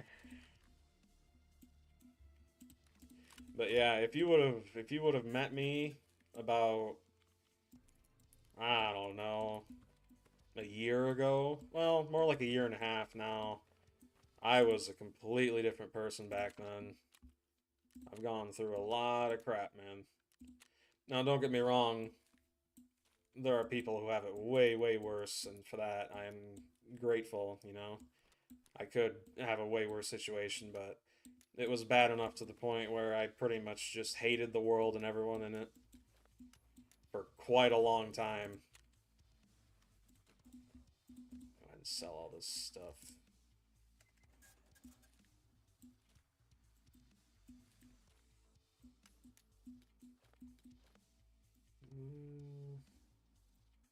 Missing anything? Yeah, sell these. See how much they are on the market. Not much. Why? Oh, man. Ooh. Well, do you want the short version or the long version? Because, ooh, wow. I don't really like to talk that much about my past, but I have made it known, right? Because people as a creator, right? People are gonna want to know more about you. That's natural, right? And I get it, I do, but it's just I feel like if I told my story entirely without any type of censorship or holding back, a lot of people would probably feel, I don't know if uncomfortable is the right word, but they would they'd never see me the same, right? And another big reason is we live in a world nowadays where a lot of people like to use their past as some sort of, oh, but like woe was me, I'm a victim, you know? And I've always hated that mindset, and that's why I usually don't like to tell people about my past, because it's just I don't want anyone to have pity for me, right? It's in the past. What's done is done. You can't change it. Be a man, right? But to give you the short, I grew up with a mother who busted her butt constantly to provide for us, me and my two brothers, and she always had a roof over our heads and food in our gut, and because of that, I am thankful. But I also had a stepfather who was extremely abusive and was a narcissistic sociopath. The difference between a sociopath and a psychopath is the fact that a sociopath, they can feel human emotion and they understand human emotion, but they lack empathy. And because they lack empathy, they only really ever think about themselves, and they always put on a false personality just to get brownie points with other people, right? And I grew up hating not only the world, not only other people, but even myself, because it was a very bad situation to be in overall. My stepfather at the time, he isn't anymore, but at the time that man, he has, it's not in my personality to say bad things about him. You know, I want to be the better man here. I don't want to resort to the same petty stuff he did. And I'll never give him the satisfaction, but I forgave him a few years ago in the silence of my own room. And it was probably the hardest thing I've ever had to do. It was not easy, but I was getting to a point in my life where it was either move on or go insane. That's really what it was. And when I forgave him, man, it's just wow, the whole world, it felt like a weight was off my chest. He was a snake, and he would steal from my mother a lot when she wasn't looking. He would he would just do a lot of bad things, right? He would insult us boys over the most menial of things, you know. Oh, you left a couple crumbs on the counter. Wow, you're so lazy. And, you know, I can't even say some of the stuff he said because it goes against what I believe in. But I grew up to be a very hateful young man. I'm still pretty young, but I am I'm glad I found God when I did, because if I didn't have, as my mother said, she never wanted to see us boys become men filled with hate, because those same men are the same men that hurt people, whether they intend to or not. And you know, it was just overall bad. You know, it was it was rough. I don't like to talk about it, not because I can't, Yeah, absolutely. I love her to death, man. She is a serious warrior. My mom, man, she has put herself through so much crap just to keep us healthy and safe. There were times when us boys were still in school, she would work upwards of 80 hours a week just to keep us, where we were at. And I've already made a promise to her that not only because I'm the oldest of my siblings, but because I'm the firstborn and I experienced all of her struggles, literally since the beginning. I've already promised that when she gets older, I will return the favor, right? So, you know,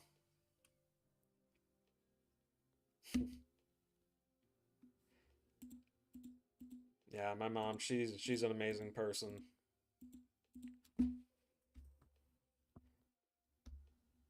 Trying to think. My dad, he's you know, it,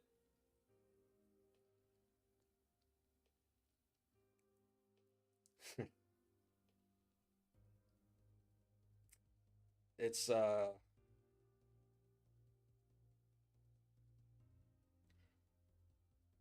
don't know, maybe one day I'll talk about all of it from, the full context, but it's rough to dig through the past, but I realized after I found God, I'm not sure what you believe in, but you know, I I told myself I'm not going to be ashamed to admit what I believe in, even if that means people will hate me. And I do believe in Jesus Christ, so you know, a lot of people don't like that, but at the end of the day, I just bless them because that's all you can really do. But I reached a point in my life where I realized if I don't face my past head on and talk to someone about it, I am going to end up leaving this world early. Let's just say that. And I'm blessed to have my grandmother. She was the one who listened to me, like actually listened to me. And there were points where I was digging so deep in my own memories, I started to remember things that I had up until this point completely forgotten about, and not all of it was good. Let's just say that. But one of the good memories I did end up recovering and remembering after a lot of searching was the fact that I remember when I was a toddler, maybe 2 or 3 years old, my grandfather, he one day when I was at school, I remember he picked me up in his semi truck. He was a truck driver for a living. He would, deliver shipments of stuff across the country in exchange for money, right? But he picked me up one day in his semi truck, and man, that was the coolest feeling ever.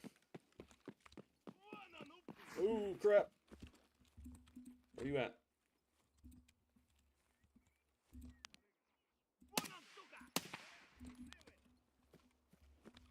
Okay, okay, okay.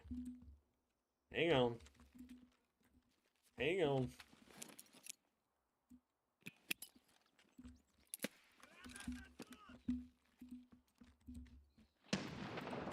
Okay, hang on. I'm trying to.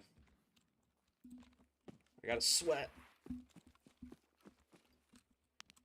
Forgot I had a flashlight.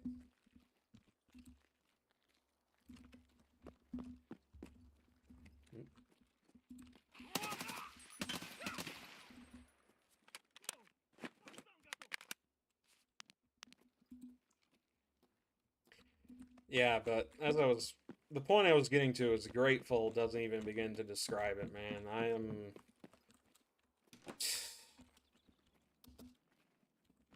The family I have is by far the strongest thing I've ever... It's the strongest thing I was born with. You know, my... Oh, I brought in the wrong ammo. Crap, I might have to extract early. I knew I was forgetting something. But, not all of my family is the same way, but the small amount that I live with on a regular basis, they're, without them, man, I don't know what I'd do. That's the truth. We have lived through hell and come back from it. That's for sure.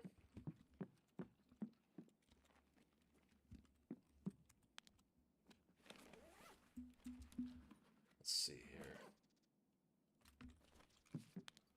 If I could find some ammo for this thing, that'd be amazing. If not, I'm gonna have to extract. Because, well, a soldier with no ammo isn't really a good soldier. Come on. There we go. Yeah. I thought I heard something.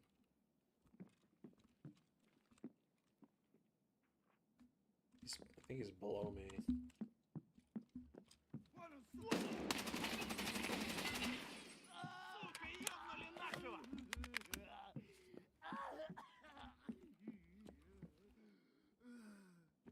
Oh my goodness. Switch to semi. Save some ammo.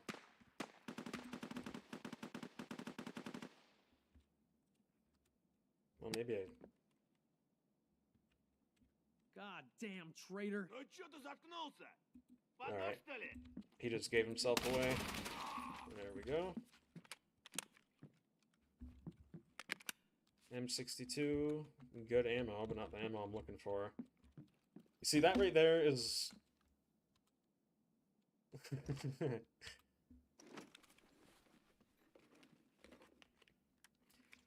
You see, I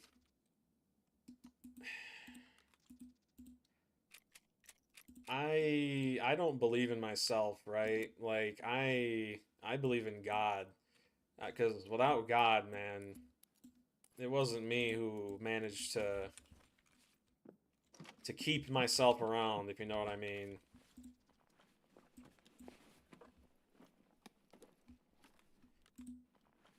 At the end of the day, the only person I can 100% count on is God. That's it.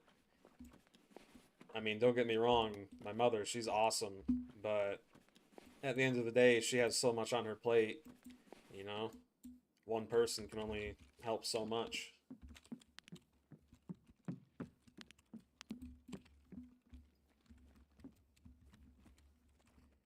All you gotta do is just focus on what you can and can't control, and at the end of the day, it is what it is.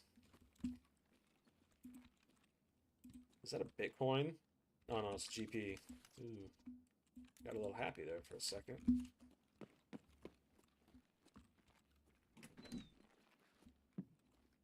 Huh.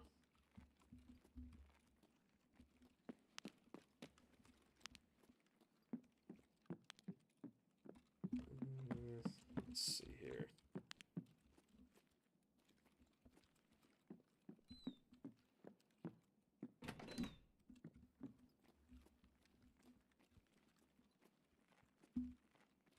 There's one other place I could check for ammo that I know of. How much time do I have left? 33 minutes? Alright.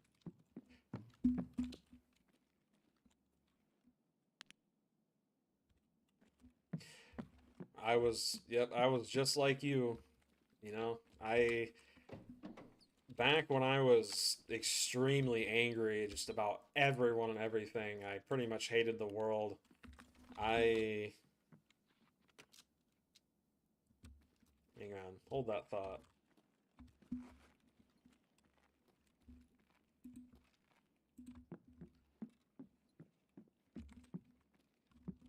Someone's here. Just heard him. Sit up here. They call that agnostic, and what that means is it means you believe there is a higher power. You just don't know which one it really is, right? And I used to be that way myself. I didn't grow up in a Christian household or anything like that, which is why the fact that I did ultimately come to that as the conclusion. Ooh, it's a PMC. Oops. But the fact I came to that conclusion, you know, a lot of people base their faith off of, oh, it's what my parents believe in. Oh, it's you know, it's what so and so believes in. Oh, my mom, she prays for me, you know. So I don't have to actually, you know, follow the word or anything like that. Those people, as harsh as it may sound, they don't believe. They believe that their family believes, you know. And even other Christians in the Bible, they say if you believe, then you need to show it, and you show it by changing, becoming a better person, right? And there are a lot of people who don't do that for a plethora of different reasons, but usually the number one reason is the fact they just don't want to give up something. And I'm telling you, it's not easy. It's not easy to give up the things that you love most, that the Bible says you shouldn't, right? It's not easy. I've had to do it too. Well, that's the thing. I didn't have to do it, but I chose to, right? I can't remember for the life of me if I told this story on stream. I know I talked about it once, but my testimony of faith is very dark. I was in a very dark position in life when I actually started to believe, and it was... Hang on.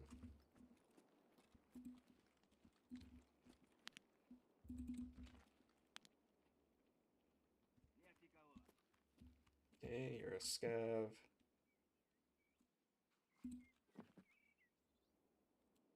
Where are these dudes? Nope. Oh, there you are. Yeah, sniper.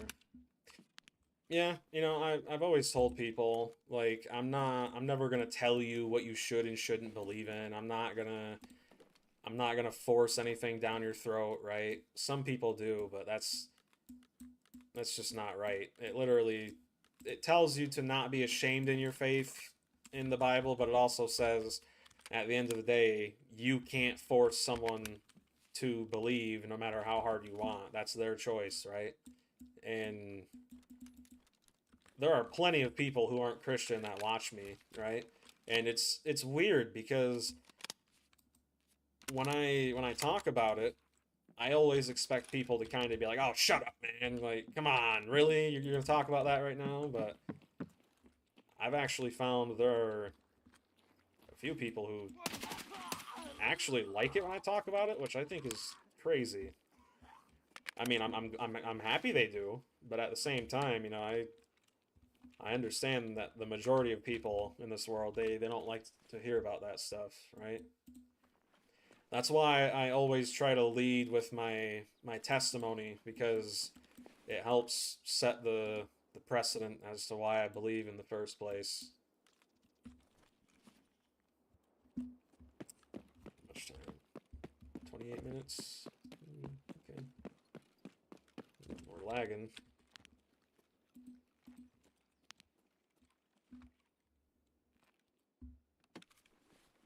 I forget my quest is to literally kill PMCs on this map with this gun.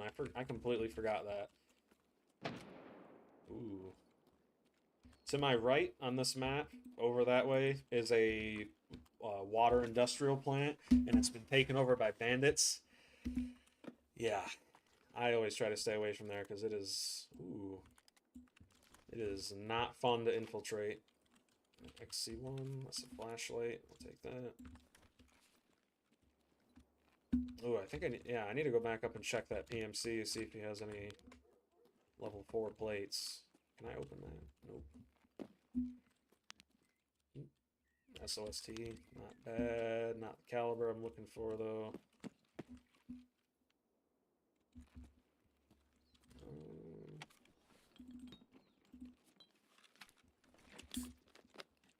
Alright, let's see.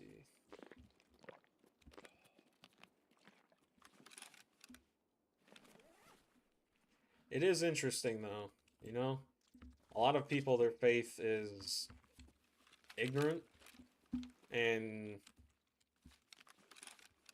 what I mean by that is a lot of people, they'll say they believe, but then when you ask them why, they can never actually tell you a valid answer, right?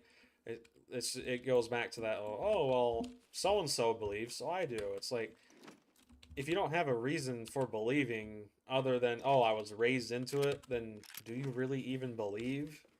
I mean, yeah, you might, but at the end of the day, if you believe in something, anything, you have to have a stronger reason than just that, right? Like, for example, if I ask someone, is 2 plus 2 5? And they say, oh yeah, I believe that, and then I ask them why, and they say, oh well, my parents told me. That's not exactly it's not exactly a fair argument, right? But at the end of the day, it's whatever, really. There was actually one guy I knew who called himself Christian, and he was not my friend, let's just say that. He did a lot of bad things in high school, when I was still in high school, and it was actually bad enough to the point where the police got involved, but he basically ruined this girl's life because he coerced her into doing things that she ended up regretting. But yeah, pretty much everyone after that did not like him at all, and his family tried to actually defend him for his actions instead of condemning them, which was even crazier. But because his parents had connections, he pretty much never got in trouble for it, so, you know. Wait. Didn't I? Am I crazy? I thought I killed... Must have been on this floor. Was it this floor? Yeah, it was, alright. There are a lot of people out there who claim to be Christians, and yet when you actually... In the Bible, it says to judge them by their fruits, and what that means is to judge them based on their works, right? This person says they're a Christian. Okay, so do they go out of their way to help people when they don't need to? Do they swear a lot? Do they, I don't know, are they rude to everyone for no reason? You know what I mean? And everyone has bad days, right? Even Christians. Christians were called to be perfect, but we know we can't be, right? No matter how hard we try. And a lot of people who aren't religious, they're quick to point that out, which I find to be funny because, you know, a lot of people, they hold us to our own religious standards, and yet they've never even read them or believe in them. But that's how it goes, you know?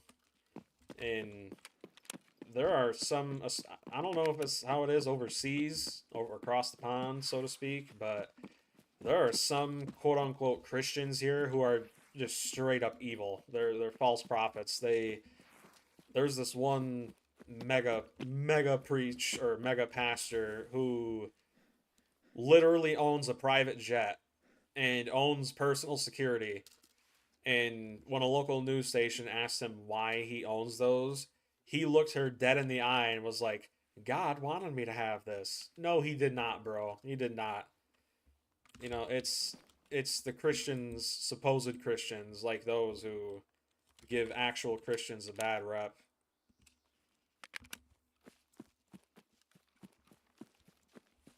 That's kind of why I don't like talking about it, though, because I don't want people to get this false perception of me that I'm somehow a perfect person or I always make the right calls, you know? I'm the type of person who, when he does make a mistake, because he will, he apologizes for it and learns from it. That's just how I am. You know? And I found for a lot of people, especially in my age range, around 18 to 25, for some reason it's really hard for people to just admit they're not perfect, or when they do something wrong, they just don't apologize for it.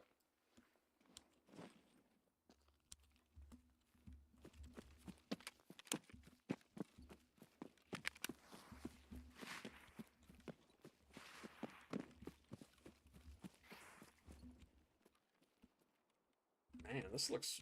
I don't know if this is just me, but this looks really bright. Holy crap. I actually went through my channel about 2 days ago because I honestly never expected people to even watch my stuff, right? One day I was just sitting around and I'm like, you know what? No one's gonna see this video. Who cares? You know? So I just started to pour out my thoughts onto a video I recorded, and one day later I check my channel to see how I'm doing. I have 100 new subscribers, and this video has over 8,000 views. I'm like, holy crap, what happened? It's like, whoa, that was very humbling. It's like, wow, man. You know, I have done very good things in the past, but I've also done very bad. And I touched on this. You're new around here, so you probably didn't see it, but I touched on this last stream. It's almost like my brain focuses on all of the bad things I've done, and it just seems to forget the good things I've done. And from what I've heard, for most people, it's the exact opposite. They obsess over the few good things they've done, and they pretty much brag about it, but that's just not in my character. I've never liked that.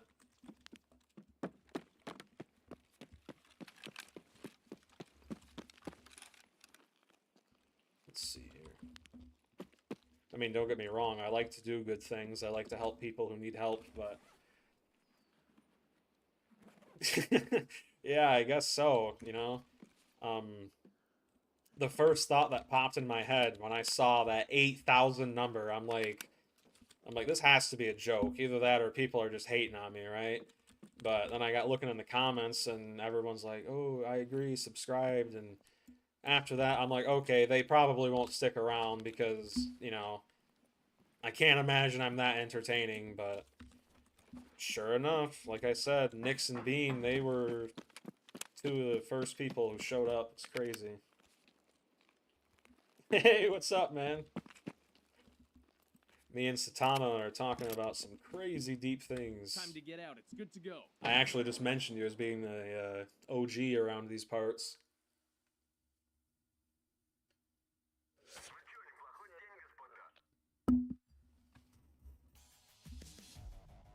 What time is it?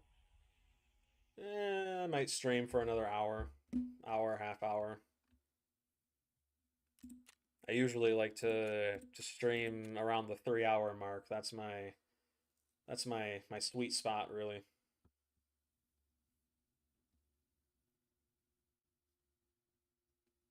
But it is crazy though, because never in my life did I think people would really even give me a shot. I don't know if it's just my mentality. Maybe I'm being too harsh on myself, but You know, it's like I'm just an average dude. Like, you know, there's nothing really crazy about me, and yet people they seem to like me for whatever reason. So, you know, hey, just go with the flow, I guess. Let's see here. Man, I'm starting to get a headache. Not nice. Drink that.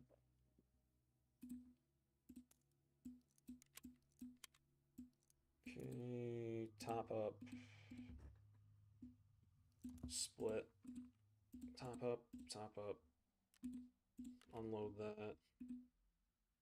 Load ammo. BP. Alright.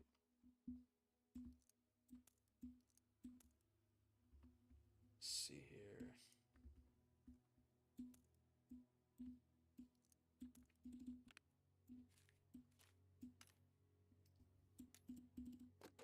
Yeah, I used to stream on Twitch for a while, but the problem is people who typically use Twitch, not all people, but most people, they they also tend to use TikTok, and because of that their attention span is just completely shot.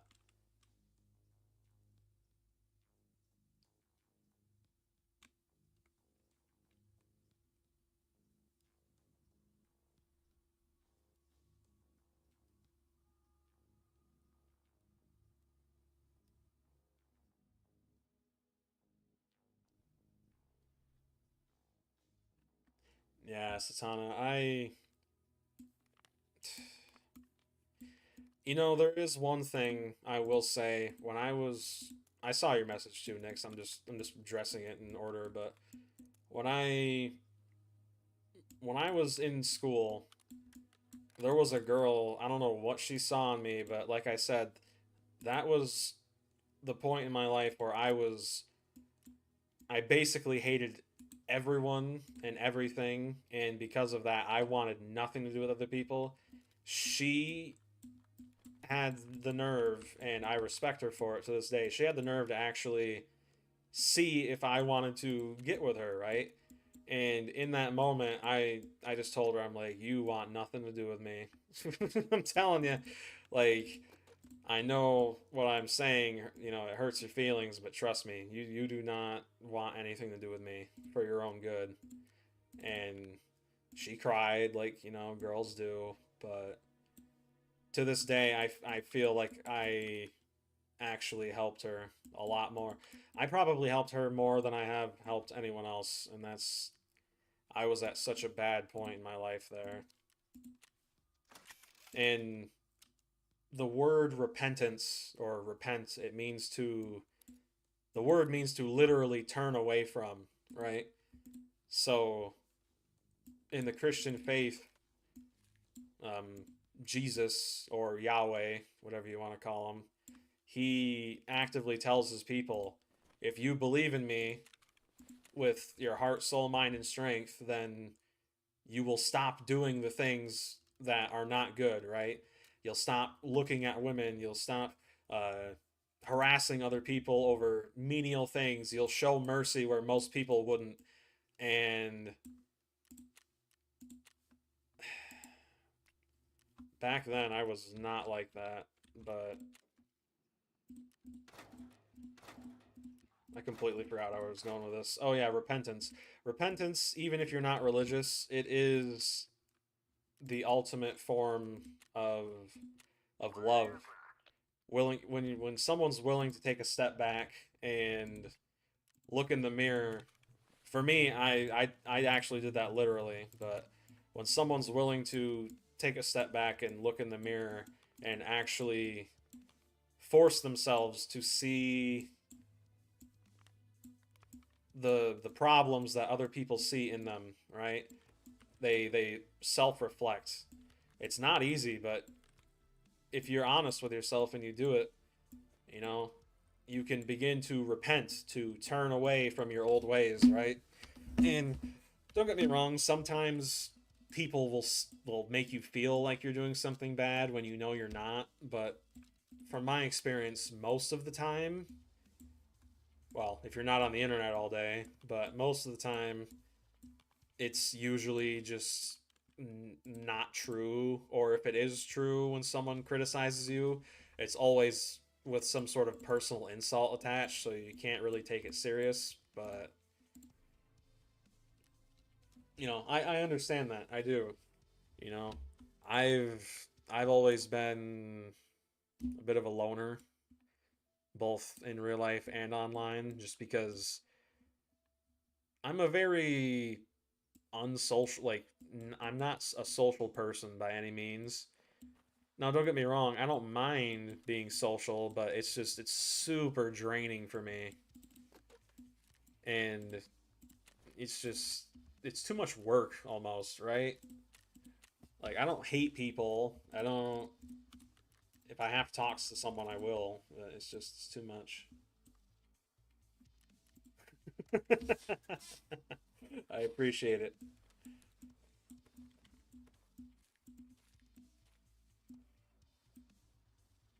And Nick's, yeah. I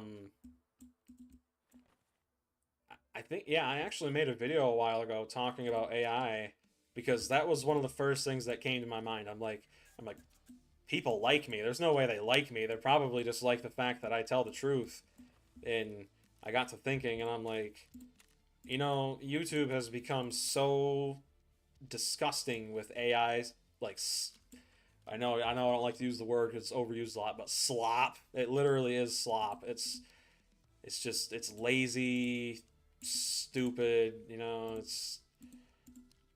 I don't even like to use AI for my thumbnails. I mean, technically, I am, but the only thing I use AI for is to, like, for example, you see that, you see that face right there, what's his name, Kurt something. If I wanted to put him on my thumbnail, I could actually show you guys. Yeah, let me just show you. It'd be easier. So let's do this and I don't know, just do random, yeah, random gibberish. Blah, blah, blah. Why does it keep changing? Blah, blah, blah. There we go. That's our header for our thumbnail. Go to a picture. Let's say we want Big Boss, Solid Snake on here, right? You can click this to use AI to remove the background of the thumbnail or of the picture. I only do that to save time. Like, I mean, if I really wanted to, I could zoom in and go pixel by pixel all the way around and spend an extra 2 to 3 hours. Just it's a huge time saver, right? All right, you take it. Yeah, English. You have a good one, man. Take it easy. God bless you too. But yeah, as far as I don't believe even stupid stuff like AI videos. It can be funny, but I still feel like it's the lack of a human input. It just makes everything feel worse, knowing that you're watching something that wasn't actually created by a human. It was just thrown through a heartless machine. Yeah, not my style. Don't get me wrong, AI could probably do a better job than me when it comes to content creation and stuff, but it's really just about the principle, right? Let's see here. I'm gonna have to end stream a little soon today. I'm starting to get a really, really bad headache. I think I'll do one more raid. That'll be about 20-25 minutes. Yeah, exactly. Solus. And not only that, but the fact that you can just go into an AI video maker slash editor and just type in a sentence and you'll have an entire video done in less than 10 to 15 minutes. It's so lazy. Like, you should not be rewarded for that. You know, it'd be different if you had a AI like VTuber or whatever. I don't know if you know what those are, but some people they don't want to show their real face, but they also want to engage.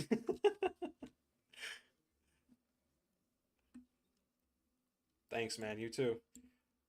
A lot of people, some people, they want to engage better with their audience, right? But they also don't want to show their real face. So what they'll do is they'll spend months using AI and face tracking programs to basically take a picture and bring it to life, right? So it copies their. Hey, I don't. I mean, let's. All I gotta say is you have more faith in me than I do myself. So, yeah, I don't. I don't want fame. I really don't. It's. I'd rather have just a small community. Eh, I don't know about that. But hey, we'll see how it goes, man. You never know. You never know if it don't go. Better not sing that. I'll get copyright struck. Great, now I got that song stuck in my head. Ooh, man. I'm gonna go get some water real quick. I'll be back. Hang on, bear with me.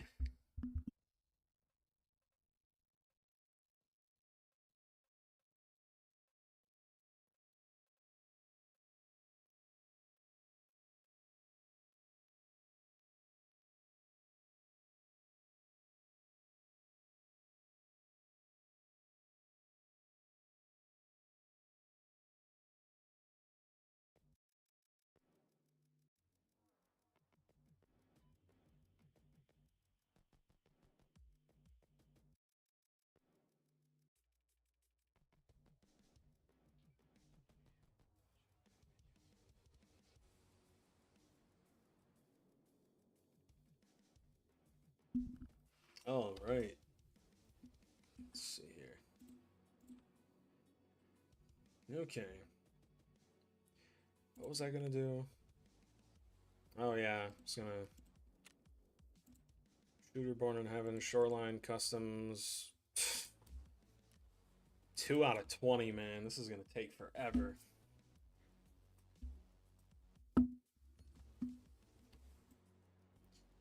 Uh,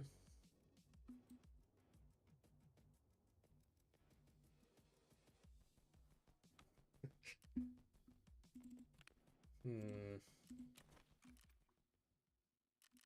Says, oh, that's done. Man, that was quick. Yeah, I think I'll do one more raid and then maybe one or two. I don't know. We'll see how it pans out. Okay, I can make this. I need to, yeah, this will save me a lot of time. Owner type traders, purchase all. All right, was that it?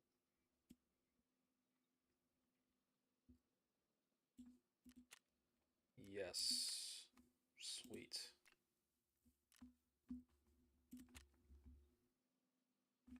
Only 20 minutes. Not bad, not bad. I thought it would be longer. I do need... I might have to hit up the marked room. Marked rooms in this game are the rooms that have the most loot. And they typically have really, really good loot. So I might have to hit up a marked room on this map just to get some ammo back. Let me see.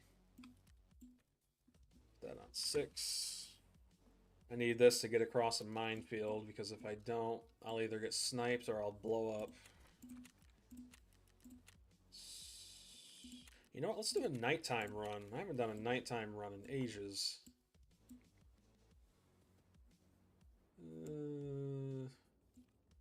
Can you still hear the game? I don't know if my my stream is messed up or not, but it's on my side. It's saying there's no sound going through.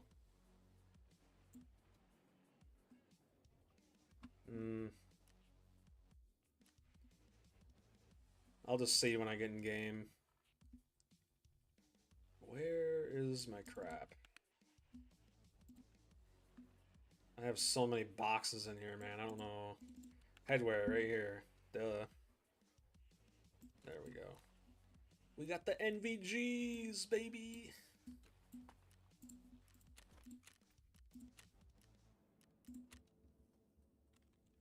Nighttime raid. Let's get it.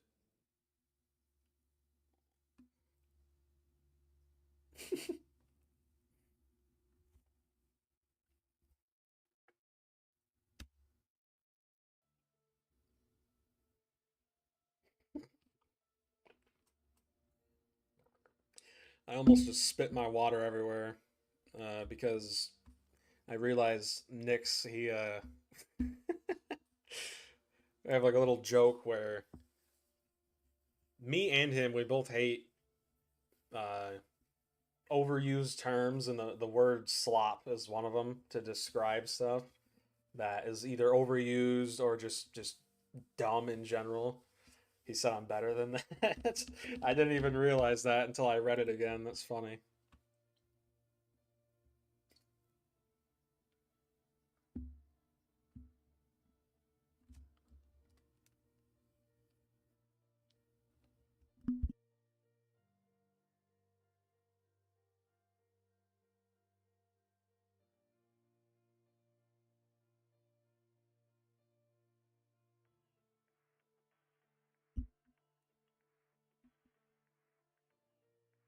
All right.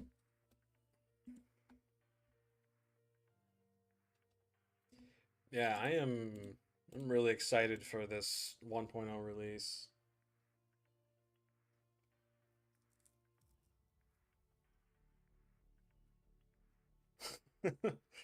Yeah. I mean, it's the least I could do. Yeah, I'll check them out.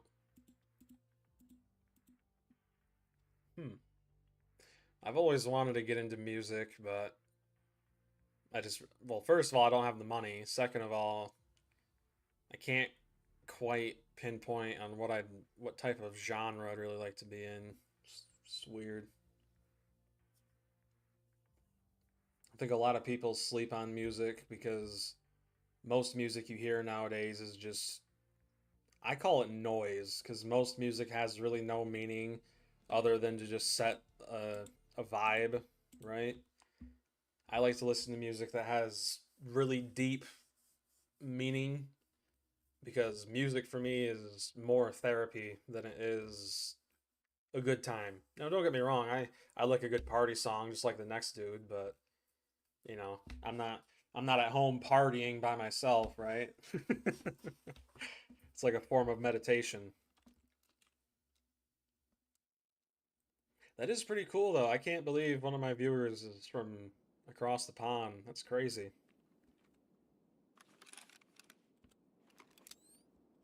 All right. Ooh, this is...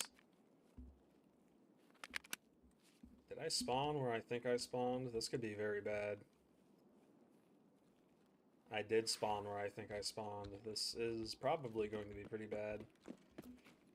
Ugh. This is a... Okay, this spawn isn't too bad, but it's bad, but it's not too bad. This spawn has a lot of minefields around it, so you gotta be pretty careful.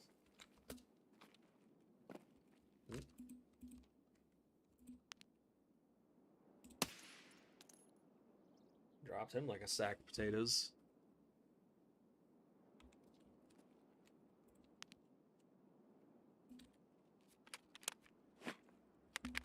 Was that a PMC? Yes, it was. Alright, that means his buddy's a PMC.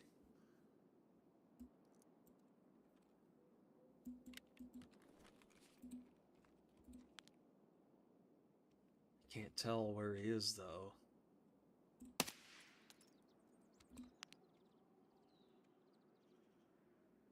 He's in the bushes. Coward.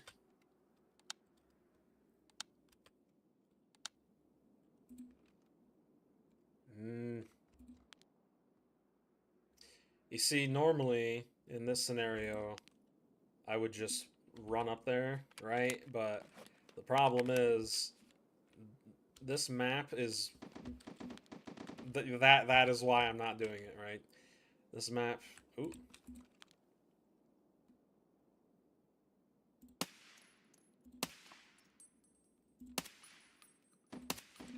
This map has a lot of really bad spawns that are directly in the same area as other players, even in the mode I'm playing. These aren't real players I'm going against, they're just bots, but still. It's very dangerous. You gotta be careful. You can die super, super quick in this game if you don't know what you're doing. It's part of the reason why I like it so much.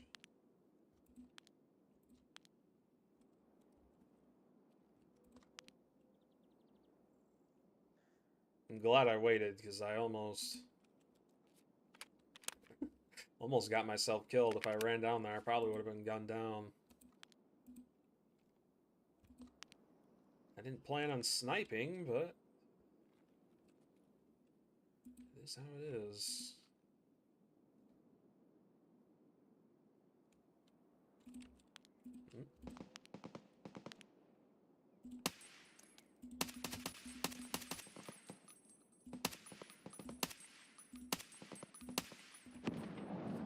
Alright, he should be dead. Should be. Being the key word here. Yeah, he's dead. I got him. Alright. Now we should be okay to move up. Just took out a whole squad. My ping is super high. You can see in the top right. I need to get more RAM for my computer. I'm using only 16 gigabytes, and that's not good when you're streaming. I mean, it's usable, but it pretty much forces your system to be at the absolute max power 24/7. It's good for short bursts, but beyond that, you can end up damaging your system just from running it at the max possible all the time. Maximum power.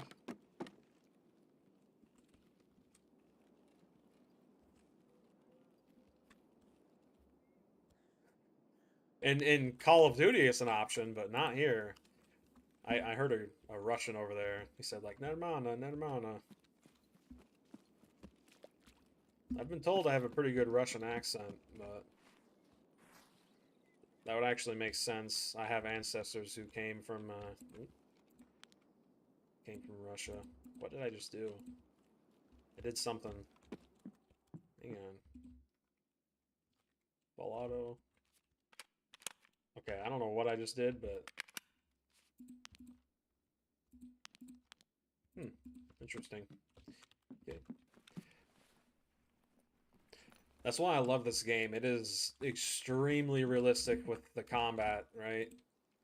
But that's also why a lot of people don't like it. It's too much for them. If you don't take it slow, you'll get killed pretty much instantly.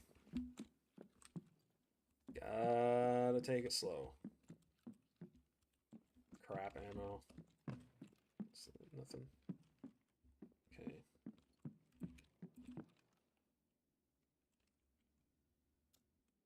Okay, he's somewhere over this way.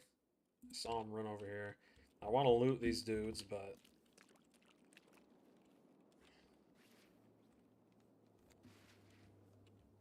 make sure we're on full auto just in case.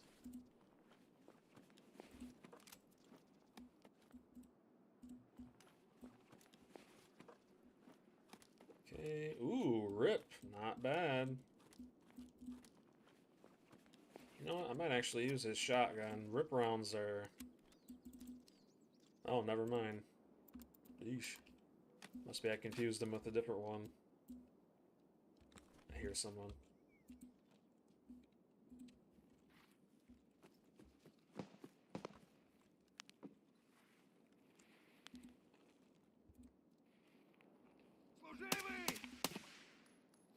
Whoa! See that? Bullet just went right past my face. Holy crap. Did that hit me? No, it didn't. Got very close.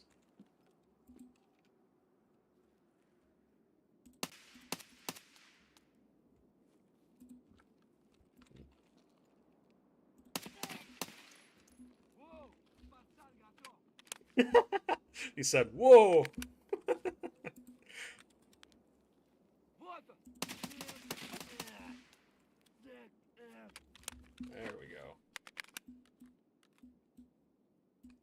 It is funny though, because there is a map in this game that's super, super tight and constricted. Every now and then when I get bored, I'll just throw on a huge chunk of body armor and just straight up run around there with an M60 machine gun like Rambo. Alright, gotta make sure. G36, not bad, not great. It's ammo. Ammo, FMJ. Poop ammo.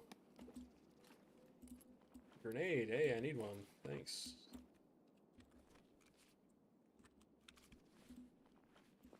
Oh, okay, okay, we got an AK, not bad. It's a hybrid. Not bad ammo either. Okay, cool. I'll take that. M856A1. Not bad, not great. It's alright. Did his gun have a suppressor on it? No, it does not. Sure, it's in full auto. Check the mag. Bull. Alright, cool. Well, now we have a backup weapon just in case our primary jams or need a switch in a hot second. Alright.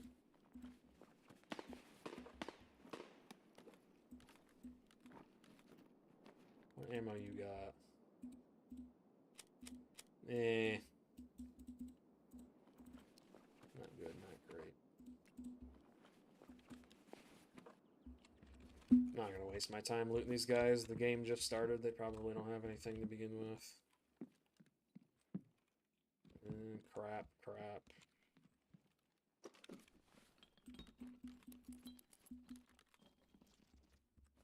Andrel? Wow, that's so bright. Holy crap. My friend is so bright, give me a headache. Alright, we're gonna run towards the chalet, and hopefully we don't get murdered. This is one of the easiest areas on this map to get... Yeah, there are people over there. I'm glad I just heard that gunshot. But there are 2 different bosses that can spawn on this map, one of which is a group. Okay, I thought I heard something. But this group of bosses, they're called the Goons, and there's a sniper, a demolitions expert, and a brute, I guess, if you would. And they all are extremely difficult to take on. It's not like that last guy where I just shot him through the wall. These guys are extremely coordinated. Their AI is super difficult to fight. I've only managed to take them down a handful of times, because when you do it alone, it's very, very difficult. I think I'll just switch to a flashlight now. The sun's coming up. Door's locked. They can spawn up there, though. You gotta be careful. Food and water, doing alright. Let's go ahead and take that out.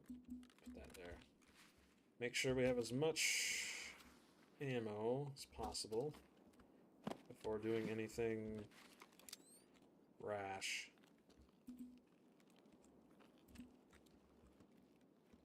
I'm gonna go around the long way just to make sure I don't get headshot by that sniper if he is up.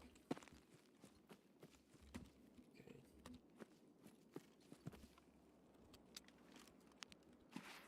Let's see here.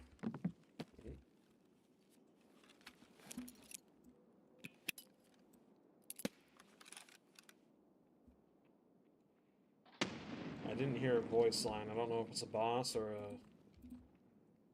just a AI, or not AI, just a scav.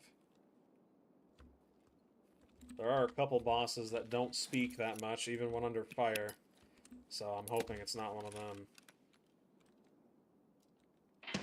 I'm thinking it's probably one of them. That's the second grenade I threw. I'm gonna pop a painkiller and then run for it. If I can make it into that building, I'll be able to take him down much easier. Let's go around this way.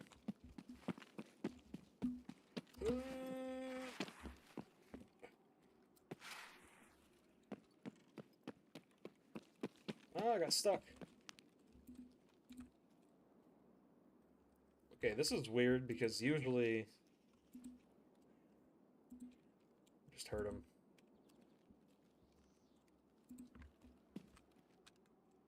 Yeah, this has to be a boss because he's not moving.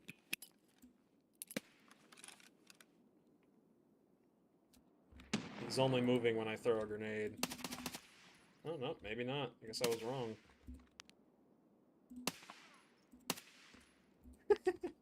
Just shot him in the butt. Well, let's run in here anyway.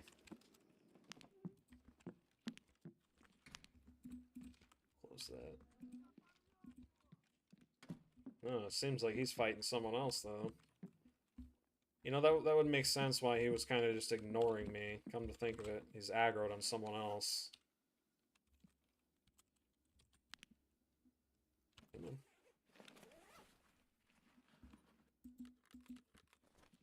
Looks like they got here before me.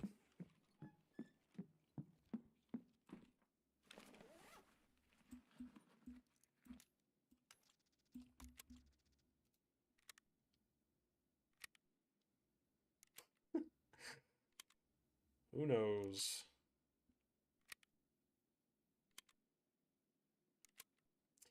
No, I might have to turn the game volume up just because. Yeah, there we go. In this game, when you hit someone, you get a slight sound effect to tell you that you did hit them. But the problem is there's no crosshair or anything, right? So if you're shooting from far away and let's say you get a headshot on someone, but you don't know if it was a headshot or maybe like a shoulder shot or something like that, you would really just have to guess. Because it's meant to be a tactical shooter like that. I did hit him about 5 times, so he'll probably bleed out and die here soon if he hasn't already. Let's check upstairs, make sure no one's up here. Sometimes you'll have a dude or two in here just... Ooh, that's good ammo. Alright. Sometimes you'll have a dude or two in here just sitting in a corner, eating food or something. Alright. How much time I got left? 24 minutes? Alright, not bad, not bad. I can make that work. Key.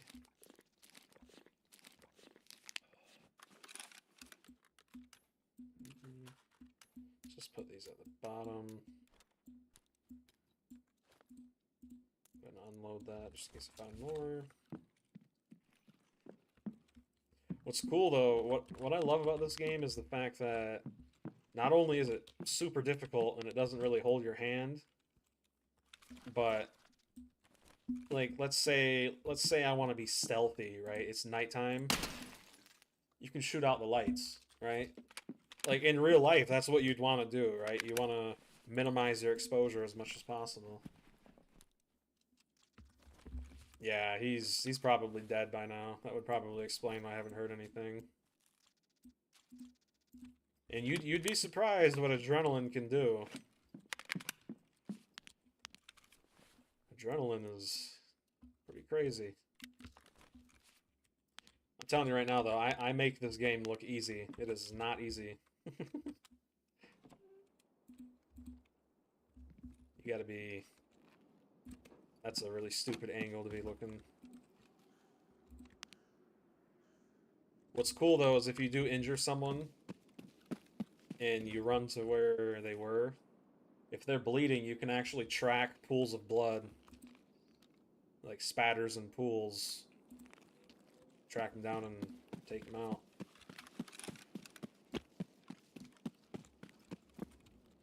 Did he die? No. Oh, see right here, blood. Yeah, I hit him. I don't know where he went though. He might have fixed his bleed and then just ran away.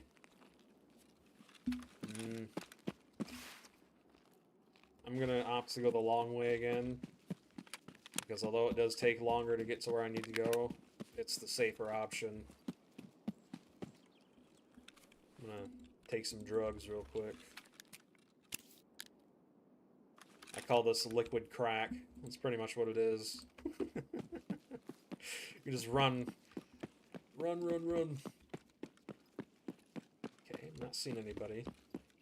You see, if I was Russian right here, my character, the guys at that water treatment plant over there, they would have aggroed on me a long time ago, and they would have probably killed me, because with the in-game lore, you're an operative, right? And depending on who you worked for, Russian or U.S., there are hidden, I wouldn't say alliances, but tolerances, right? So if you go against AWOL American soldiers, right, they'll give you a warning before killing you or shooting you.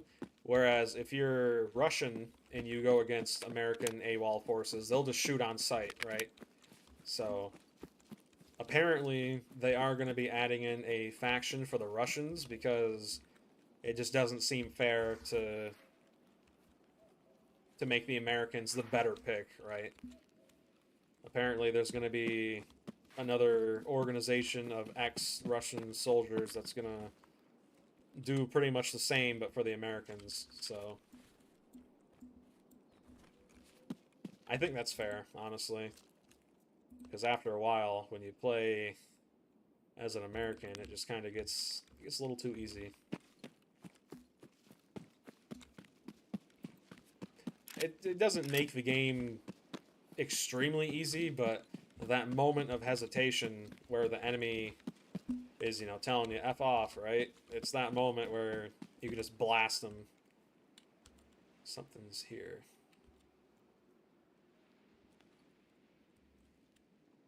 Small.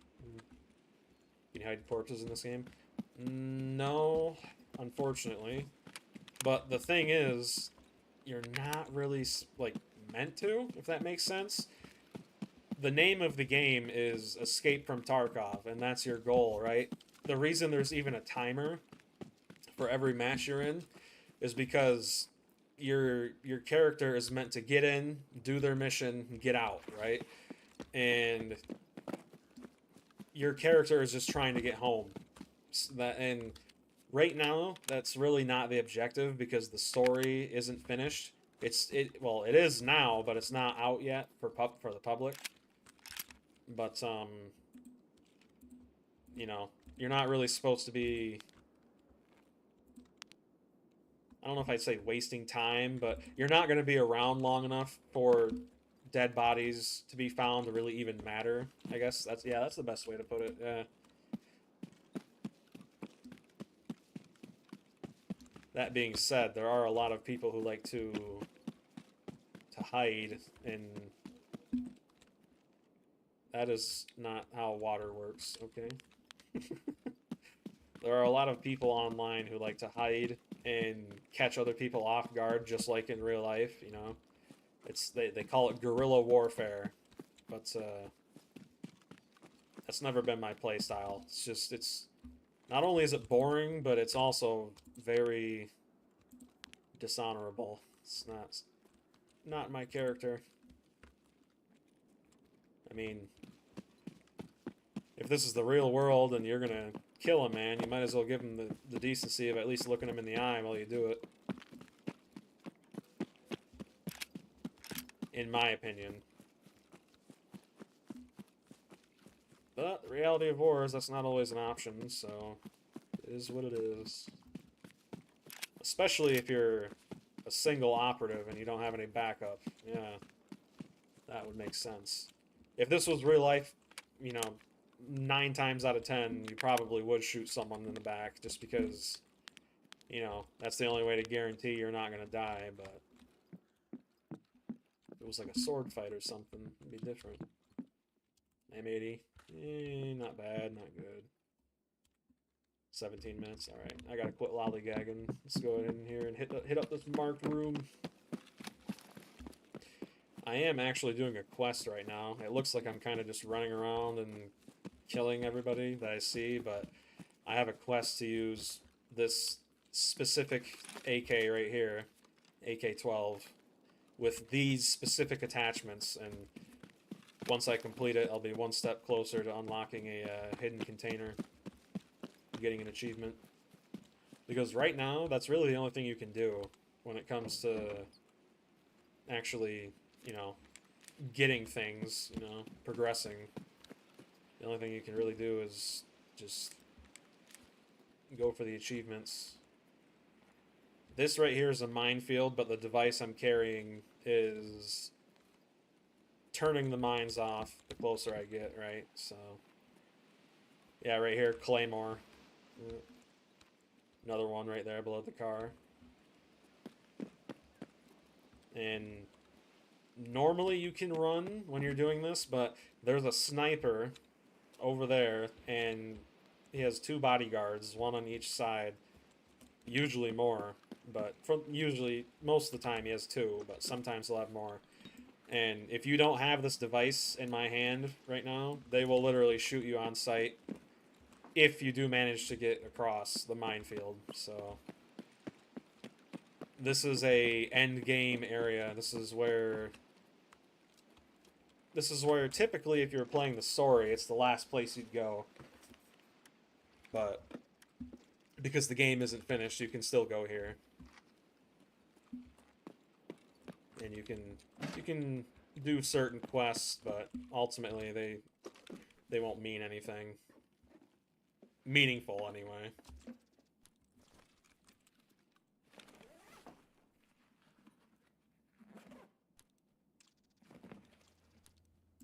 Take that. And I would say the point of the game I'm at is probably the most unfun, just because the beginning of this game has wipes, and what that means is every 6 to 8 months, every person's profile, all their progress will be wiped clean, so that way you can play the game from, you know, level 1 again and experience pretty much experience the whole game again. But it's the struggle for survival at the very beginning of the game that, in my opinion, I find to be the most rewarding. You literally go from having nothing to your name to, well, where I'm at right now. Locked. How many grenade types are there? Quite a few. I'll show you after I get done here. Speaking of which, I need to hurry up. I still have time, but not much. Yeah, 14 minutes. It takes about 5 minutes to get to the extract from where I'm at right now, so I really need to hurry up.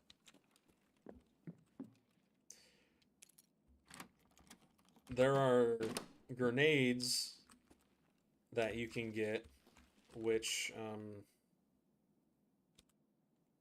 that's a medallion. There are grenades that you can get, which you can then craft into... What's the word I'm looking for? Into improvised grenades that have a shorter fuse time. And they're very, very good in close quarter maps, but you gotta be careful, because I believe the shortest fuse time in this game you can get is 1.5 seconds, and because of that, yeah, when you throw it, you better be ready to run. So, alright, let's see here. Move that, pick up the vase. This room, I've opened it a few times. It kind of sucks, to be honest.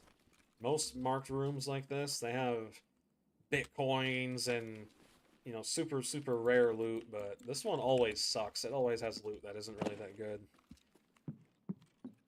I mean, it's better than nothing, but not by much.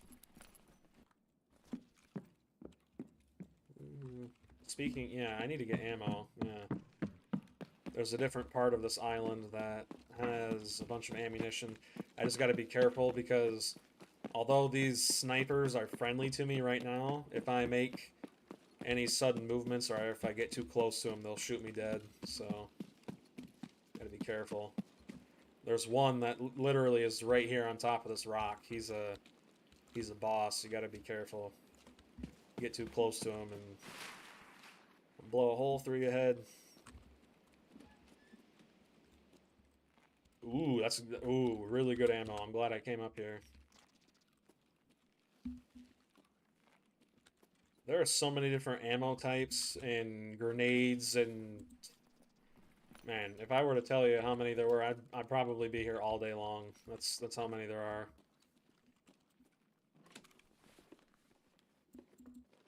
Just drink this to make up for some space.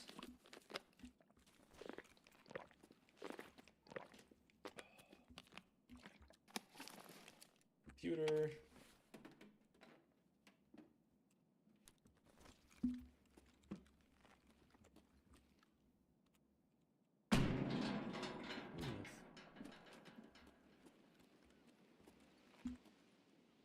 Which time I have left? 11 minutes? Alright.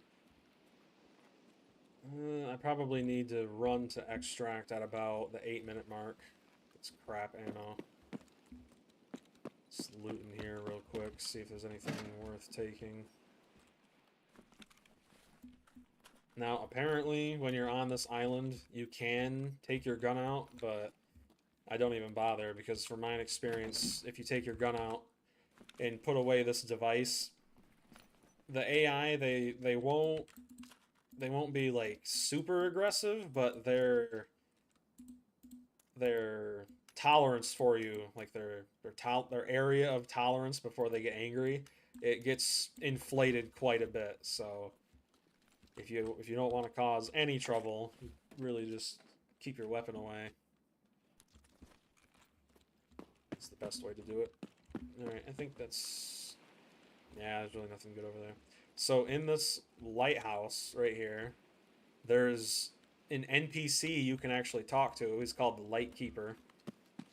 I know, pretty on the nose. But his whole goal, or his whole shtick, is the fact that he kind of owns the country you're playing in. Think of him as like a mob boss, right? He owns the underground. He basically has ears everywhere, right? And in the story, you basically fight your way to him, and when he's willing to hear you out, you can somehow escape Tarkov, but I don't know how that happens yet, because the game ain't finished. Not yet. This game is extremely interesting, though. That's for sure. Why do I have whiskey in my pouch? That's stupid.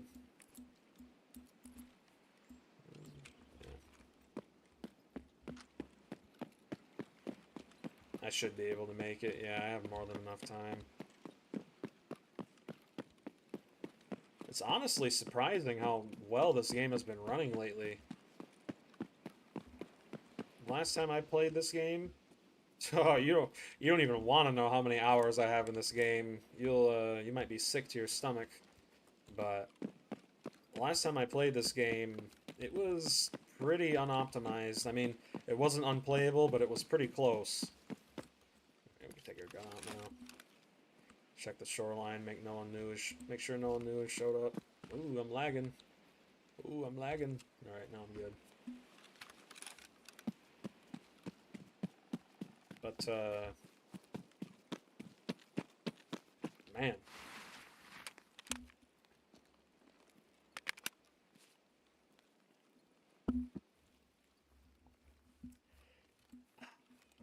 Water. You gotta stay hydrated, man.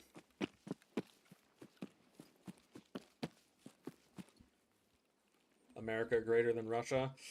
I would say if this was 10 years ago, or 10 or 15 years ago, I'd probably agree. There are certain things about America that are definitely better than Russia, but in the nicest way possible, let me just say there are a lot of people over here who need psychiatric help. There we go. That's the nicest way of saying it.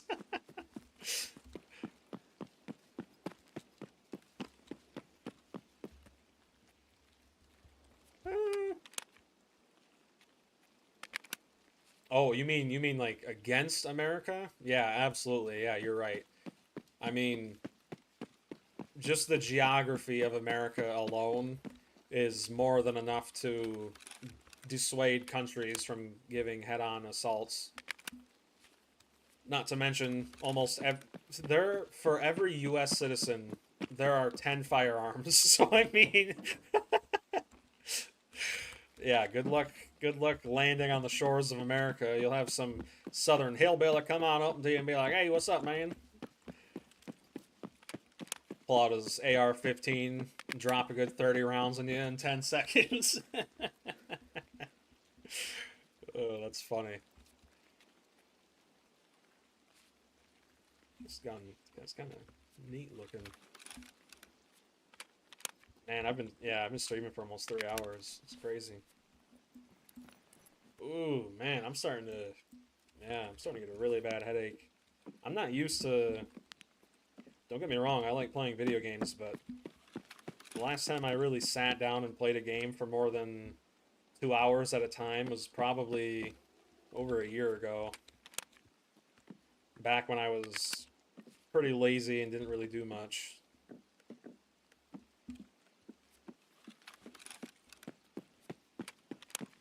Let's see here.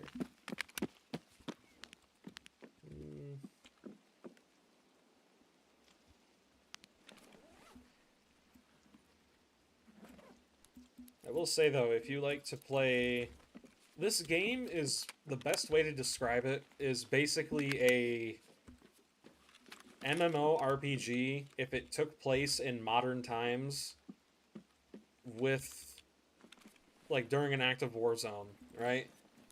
Think of it as Skyrim, but with guns and a much deeper complexity.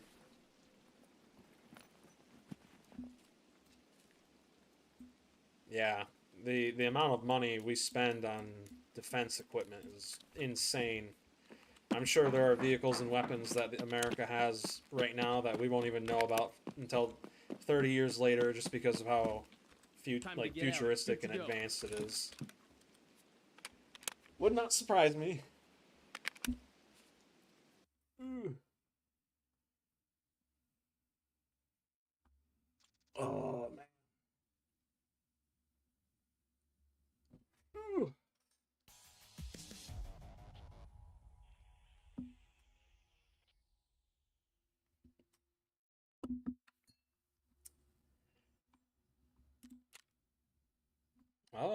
Oh no, yeah, I looted him. Yeah, but I mean, this is really cool right here. I don't look at this stuff that often unless I die, but you can actually see how much damage you dealt to other players / AI.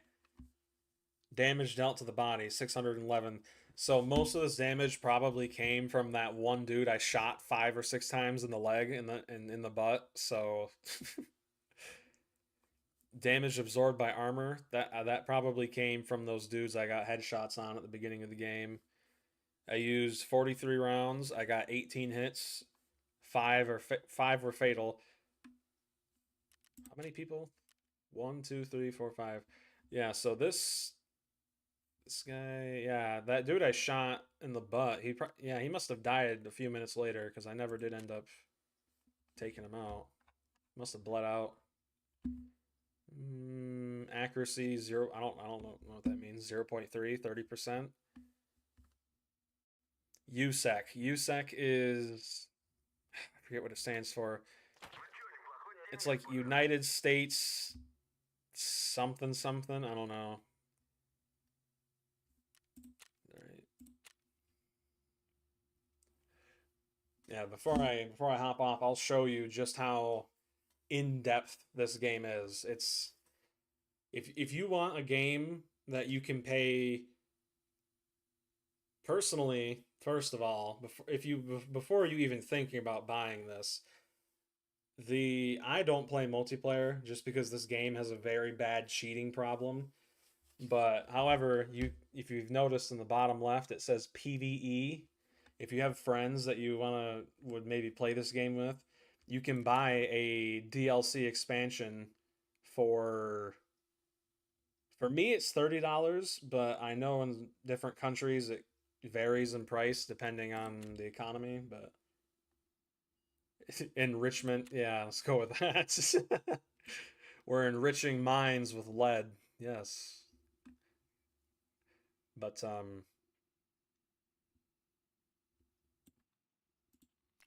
see here.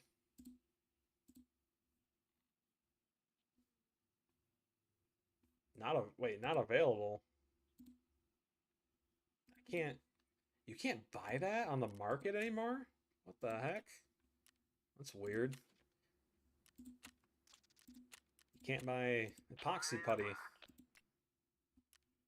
But there are two different primary factions in this game, both of which the player can be a part of, and that is the USEC and the Bear. The Bear is the Russian one, obviously. I mean, that is definitely something a real life Russian unit would be named. And then they're not enemies, but they're also not friends, right? Like, this game takes place in an active war zone, so you can't really pick and choose your friends and enemies. Sometimes they're friends, sometimes they're enemies. It really just depends on the situation, but most of the time they're enemies, and basically everyone's just trying to do the same thing, which is to get home. Everyone wants to go home, see their family, whatnot. I mean, that's literally the name of the game, Escape from Tarkov. But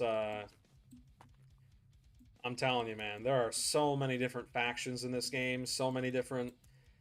Every single boss has their own unique AI and how they behave, as well as how do I put this?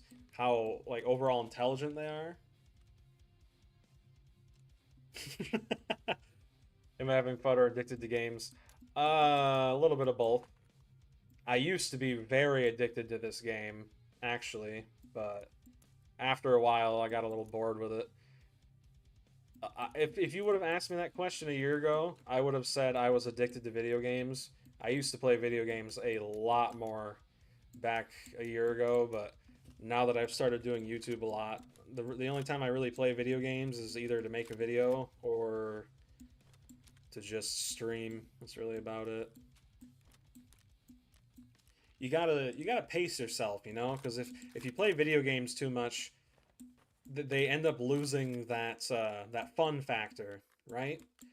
After a while, you get bored of it, and you're like, oh, well, I don't know what to do. It's like you would know what to do if you weren't playing the game 24 hours a day, every single day. You wouldn't be bored if you weren't playing it constantly. But I would say on average, I probably play maybe 20 hours a week of different games. Maybe. Some weeks less, some weeks more. It sounds like a lot, but it's really not. I mean, 20 divided by 7. Not much. When I was in middle school and high school, I used to play games a lot. That was my escape. I had a few different friends. Man, I haven't talked to my friends in a while. Come to think of it. When I moved to computer, though, it's kind of expected, you know? A lot of people, they don't want to spend the time to understand how computers work, or they just don't have the money, or both.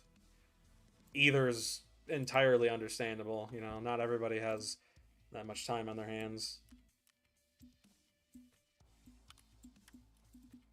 Let's see here. Oh yeah, before I forget, let me show you. So overall, I'm level 56. I've got a bunch of different clothes and stuff, but I have 572 hours spent in this game. I was playing the crap out of this game about, I'd say, at this point a year ago. Literally every single day, hop on Tarkov, and this, yeah, I've owned the game for a year in 66 days, but this game, it is so complex and it has so many different bosses and so many different factions and side factions. It's overwhelming at first, but once you begin to understand how to play the game, it becomes very addictive. I mean, just to understand how big this game is, people say that the 500-hour mark is the honeymoon phase. 24 days. Really? That's wow. Honestly, I expected more, but I took a long break from this game for a while just because, well, back when I was playing it, it ran like poop, even when I wasn't streaming. But like I said, games get boring when you play them too much and too often, especially if it's only one, right? And that's when I switched back to Dead by Daylight because I hadn't played it in years. But yeah, there are. This is the first achievement I ever got. It's called Call Your Brother. I took out the easiest boss in the game for the first time, and although he is the easiest one, do not be fooled. He will destroy you and your entire bloodline. Uh, his name is Tagilla. That's the guy you saw me kill through the door earlier in the stream. But this is one of the hardest achievements to get. I got it at 12:36 a.m. last year, around the same month too. That's crazy. But you have to neutralize Knight, Bird Eye, and Big Pipe. They're all in a squad, and they have no allegiances.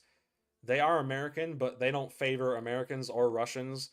They just shoot anyone on sight, and they each have a distinct AI to kind of back up their lore, so to speak. Knight, for example, he's young, he's headstrong, he's super fit, and because of that, whenever you fight these guys, he's always the first one to run in, guns blazing, flashlights on, you know, shooting at anything and everything.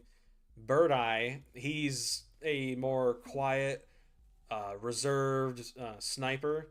So he's almost always the last one you'll fight, either the second or last, because he's almost always at least 50 to 100 feet away in a bush somewhere, aiming at your head. And Big Pipe, well, he's the oldest of the group and he's the demolitions expert. So he'll sometimes spawn in with grenade launchers and he'll sit not far away, but definitely not close, and he'll just throw heavy artillery at you the whole time. So when you're fighting all three of these at the same time, it is very hard, especially when you're playing by yourself. This guy, Partisan is a veteran from, I believe, I want to say Afghanistan. He's an older dude, like 50, but his whole shtick is that, unlike every other boss, he doesn't spawn in one location. He can spawn on 5 different maps, and his whole job is to just hunt down players who are dishonorable. They actually added this boss to the game to incentivize players to actually move and not just sit in the same spot the entire game hoping for a cheap kill. And his whole job is to just hunt down players who fight dishonorably. And he also leaves booby traps in to like cover his tracks and keep players on their toes. Sanitar, he's not a bad guy per se, but he does have connections with the Russian mafia. So because of that, he is a boss, right? Like he helps people. He's a doctor of sorts, a surgeon. He does help people, but he does it with a hefty cost, and he kind of screws people over. So, yeah. Rashala, he's the funniest boss in the game because he was programmed to be a coward. Whenever you fight him and his friends, he'll always run into like a bathroom or in a dark corner, and he'll just sit there and wait for either you to die or all of his friends to die. It's so funny. His lore is the fact that he was an ex-police officer. He was a corrupt police officer, but once all hell broke loose, he became a drug dealer. In oh yeah, they are. They are. Man, why? Hang on. This irritates me. For some reason, whenever someone says something even slightly inappropriate, like you said booby, and I guess YouTube saw that as slightly inappropriate and it like stopped your message from going through. I just had to approve it, but yeah. Grouse hunting, Gluhar. He's one of the more difficult bosses to take down. Not because he's, how do I put this? So unlike the goons, there's just one boss, right? However, he has a posse with him. He has a bunch of ex-military soldiers that work with him, but they're his lackeys, right? So they're not hard to kill, but he is. He's very difficult to kill, and he always likes to hold corners because most of the time he's using an SMG. So if you push him, odds are you're going to get your head blown off within 10 seconds. And this achievement I got from earlier this year, I believe January, what was it? 4/9. Yeah, I got it in April. These two achievements are from a limited time event. I won't talk about too much about it because it is a secret that they want players to find. So if you ever get the game, yeah, there are a lot of secrets in this game. This guy, Killa, he's programmed to be super, super stealthy, and he is the brother of Tagilla. Killa in the lore has connections with the Russian mafia, and he's also a ex like track star, I guess. He was before war broke out, he was known as a athlete, and because of that, he can run super super fast, and if he sees you, you better get ready because he's going to run right up to you and he's going to try and blast you right in the face. So Sturman is he's a part of a faction we call bandit bosses, like Killa and Sturman.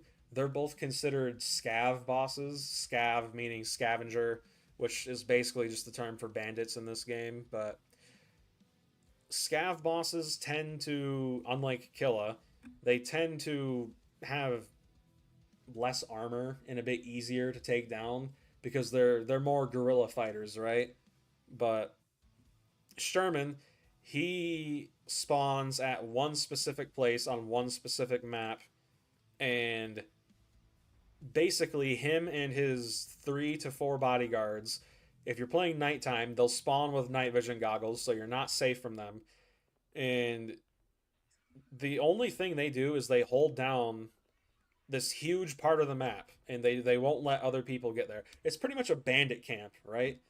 And his whole shtick is he's a sniper. He uses a VSD, I believe that's what it's called. I think so. Him and his cronies, they use the VSD, and they are programmed to stay behind cover a lot. and basically if they see you moving, you're dead. However, I would say he's the second easiest boss in this game to kill because he wasn't programmed for close quarters combat. You know, he's using a DMR, right? It's not going to do very well at close range. And if you don't rush him, but if you close the distance, the fight gets easier the closer you get to him. So sometimes you can out snipe him, but that's pretty risky. Kaban, Kaban, in my opinion, is one of the coolest bosses in this game. He is a mafia boss, and he and his men, he has like 30 guards, and they all are in one compound, one district, and the biggest map in the game, which is a whole city. And this dude weighs like 350 pounds. He's bald, and he has gold rings on, and he uses a light machine gun as his primary weapon. I've managed to kill him, I believe, only 2 times because you have to approach his compound with extreme caution because of how many guards there are. And if you are by yourself, you have to single-handedly take out 30 different guards before going in. And outside of his compound, there are small pockets of minefields too, so you have to be very careful. These are just in general achievements, nothing crazy. This is the only boss I haven't killed in the game yet. Well, technically second to last, but this Kolotny guy, he's a ex-police officer who took hold of a mall, and I don't know if he's trying to help people or not, but yeah, no kidding. He's pretty hard to take on. I have a clip of me taking him down for the first time. It was not easy. Let me show that to you. Hang on. The reason he's so hard to take down, though, it's not even because he's good. It's just the fact that he has so many bodies who are willing to sacrifice themselves just to protect him. Let's see where it is.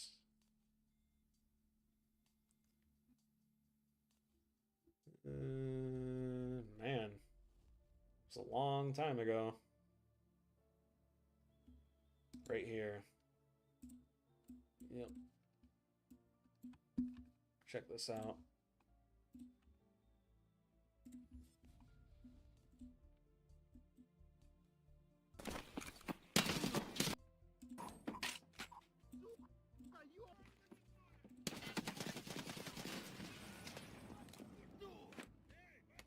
Yeah, in this clip, he just threw a grenade next to me. It's crazy. It's just pure chaos when you try to kill this guy. But the cool thing is, when you kill him, like, although the action of killing someone is bad, obviously, there he is right there. Yeah. You can have no remorse for this guy because he is one of the worst human beings you will ever encounter. This dude literally abuses people who are trying to get out of the city for his own profit, and most of the time he'll just throw them to the wolves, so to speak.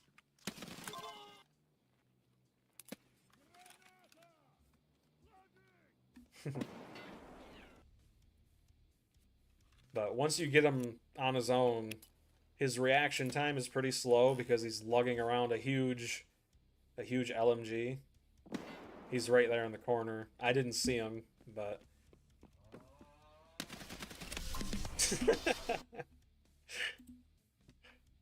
yeah. He's pretty crazy.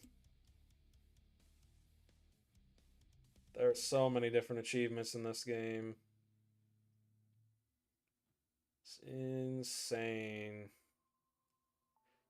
All of these gold ones, I don't think you can get anymore. They're all events. Well, these ones you can, but that one too. Most of them you can't get anymore because they are time limited. I'm just kind of playing this game again to get ready for the 1.0 release. I plan on streaming and uploading videos of this game's story.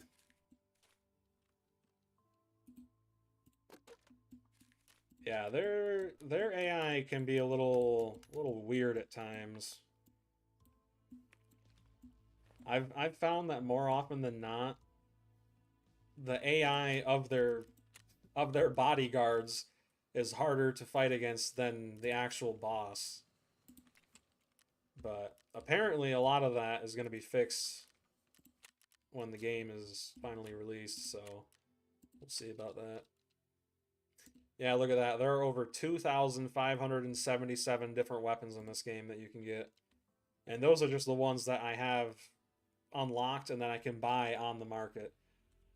There are about 50 different guns that you have to get either through quest lines or just find them in super high loot areas, which typically you don't because they're really rare.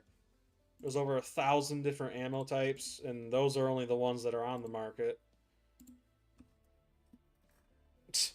There's almost 4,000 keys in this game, but most of them are useless. You're not really going to need the majority of them. Maps in this game are useless because they don't actually...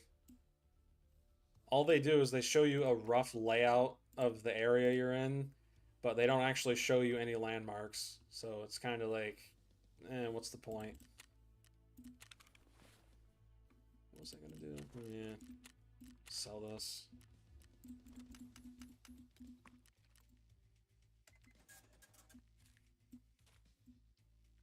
I actually have another clip of the goons. I think you'll find that entertaining. These guys are extremely difficult to take down. Let's see if I can find it. The first time I did manage to take down the goons, it was with a shotgun, believe it or not.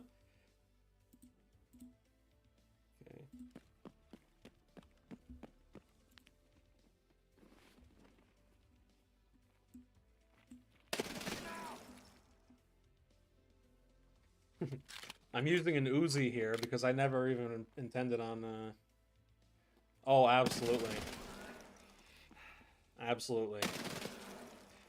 I never even intended on fighting these guys here, but that's the thing. Bosses, they spawn whenever they want, and how frequent they do depends on what the developers set it to.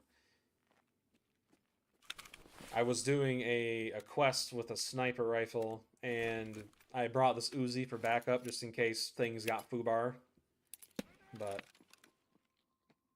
yeah, these guys spawned in, and I managed to take them down. I panicked right there, and I dumped pretty much my entire magazine into his left shoulder. That's why it took forever to kill him.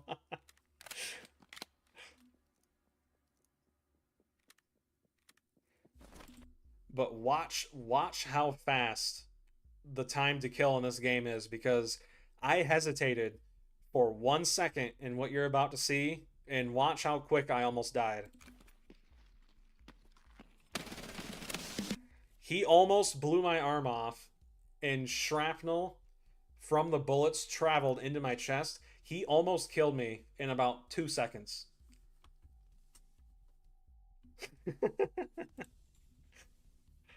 I actually... Let me see if I can... It's been a long time.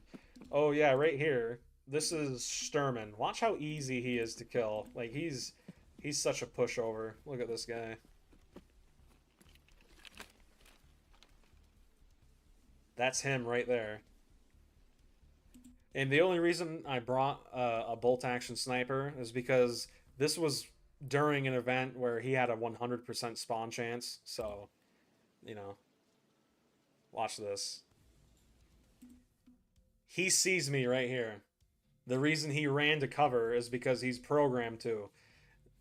His boss AI, along with his guards AI, they're all programmed to get behind cover because they're in a super open area with a lot of cover, and they're a sniper squad, right? They don't want to get killed, but just like that, one shot, he's done. Oh, this one's funny. I managed to take out Tagilla and Killa in the same day.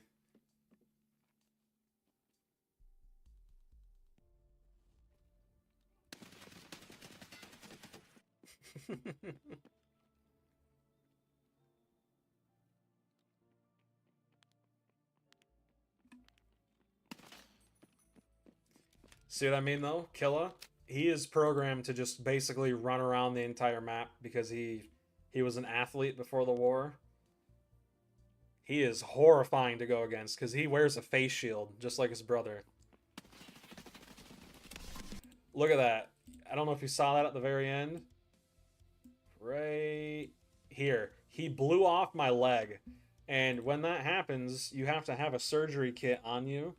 So after, like let's say someone blows off your arm or they put a hole in your stomach, you have to actually perform surgery on yourself, not to restore it, but to temporarily keep yourself from dying until you can actually get to a hospital, right? So when it's blacked out like that, you can't use it. So if your stomach is blacked out, you're going to start running out of stamina much quicker. You're going to start losing food and water, and your health will start to go down slowly. So you have to patch yourself up just enough to get back to, safety. It's very awesome.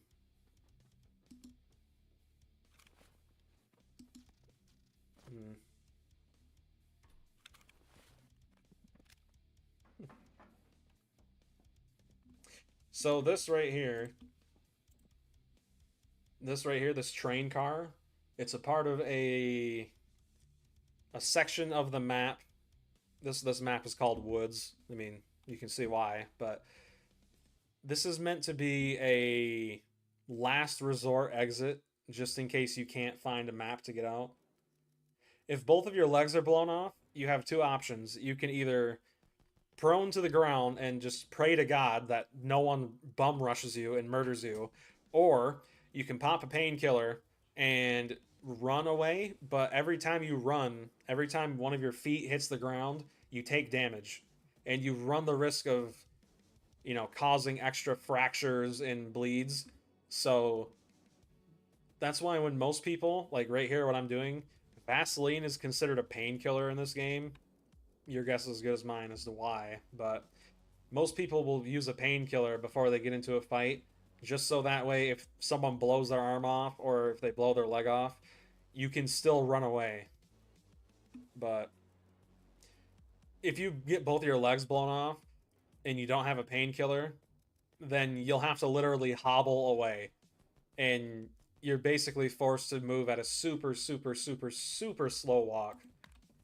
But the reason why I'm hesitant in using this painkiller here is because, as you can see right there are mines on this train car as well as here to keep people from getting to the area I'm at.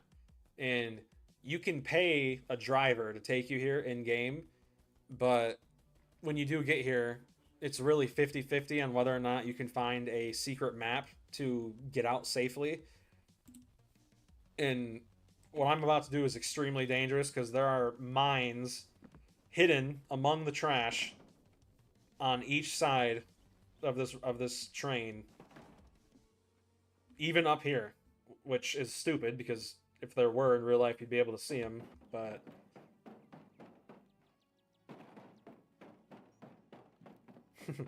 I didn't even want to take any chances. I jumped off of the train and broke both of my legs.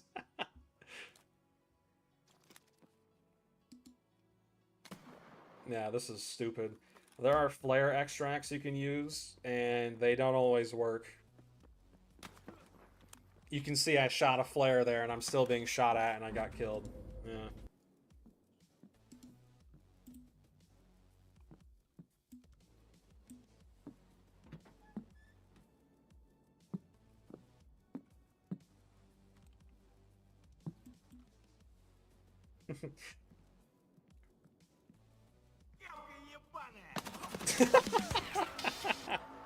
I still remember that, man. So this scav spawned in right behind me, and it scared me so bad, man. I literally jumped in real life. I remember that. So I recorded this. You can play as a scav, and the reason why you'd ever want to play as a scav is because, first of all, you don't lose anything when you die. When you die, you don't lose anything at all. Literally nothing.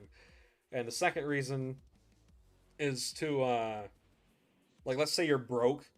You know, let's just say you've died over and over and over and over. You don't have any more guns or money. You would basically play as a scav to work for your PMC and bring you back loot. But this was back when the PMC AI, for some reason, would hesitate to shoot scavs. And you can see he's going to look here at me. Yeah, he almost killed me. But I recorded this because I heard a scav say a super, super rare voice line, and it took me 400 hours to hear it. So, listen to this.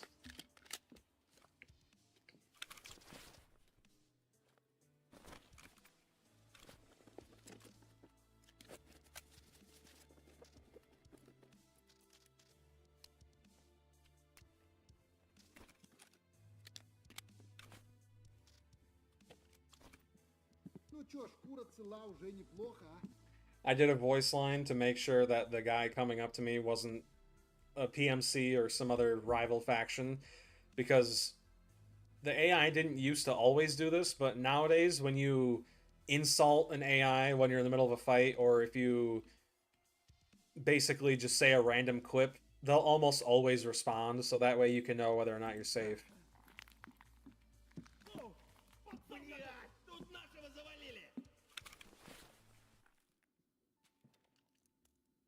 Right here, listen to this.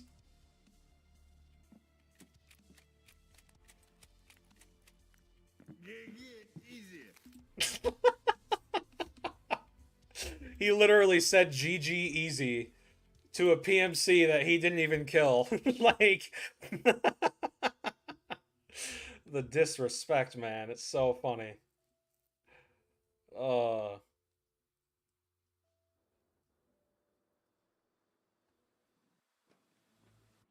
Only downside to go. It's really funny, man. I love it. Did my post get removed or something? I'm trying to find it. You know what? I uploaded it to YouTube. Why don't I just look at YouTube? Yeah. Oh, flashbang. Holy crap. Sorry about that. Videos, oldest. Let's see here. Where are you? Right here.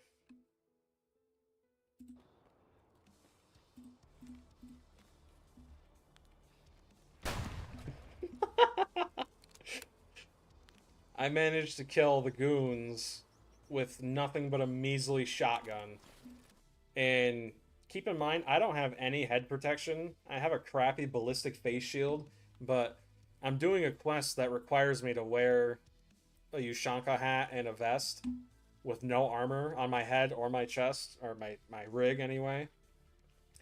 So this whole time I am super on edge because it literally would take just one bullet for them to kill me. It's insane. I posted this on Reddit and everybody was saying, wow, you got so lucky.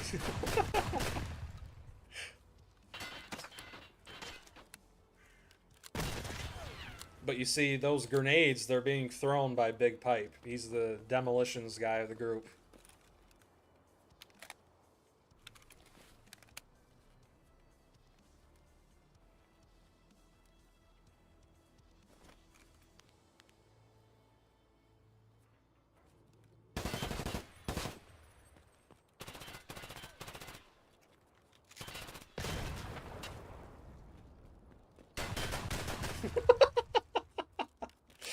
That still makes me crack up, man. He just ran right into the barrel of my shotgun. It was funny.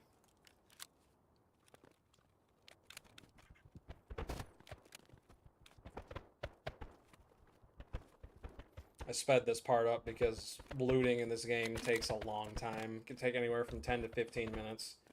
Especially because when it's a boss, you want to loot them. They have really good loot.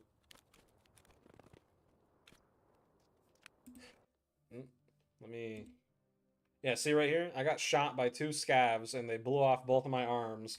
I can still shoot and I can still use my arms, but whenever I try to hold them up to aim, my aim is extremely horrible. My arms are, you know, pretty much just causing my aim to be all over the place. But when you perform surgery, field surgery on your limbs, it takes away health, you know, from your overall health pool in exchange for fixing yourself up temporarily, right?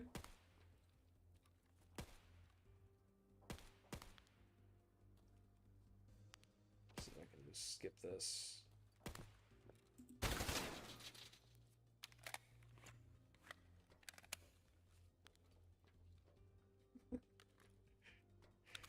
So, I've killed 2 of the 3. That means there's only 1 dude left, and the reason why I'm hiding is because this dude is a crack shot. He almost never misses, so your best bet is to just hide and hope he comes and gets you.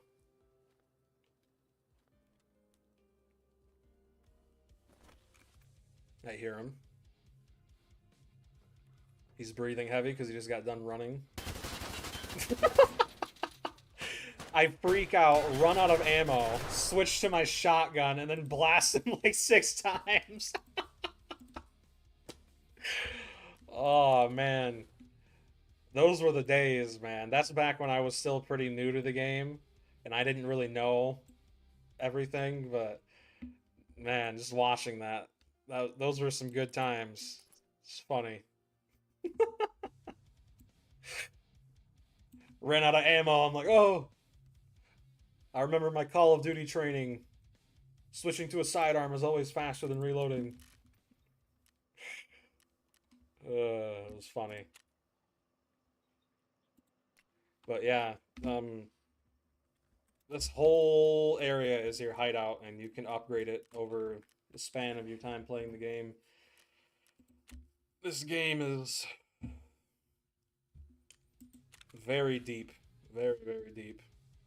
They actually had a zombie mode a while ago, about 6, 7 months ago.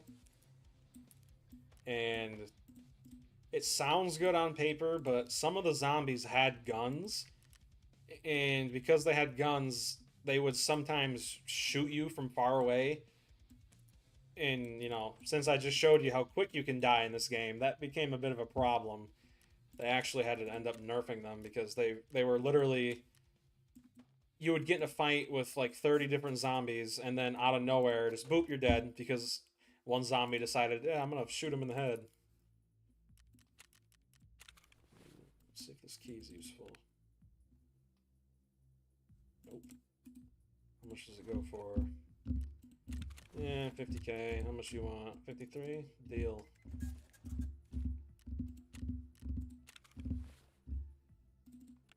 Buy one more of these.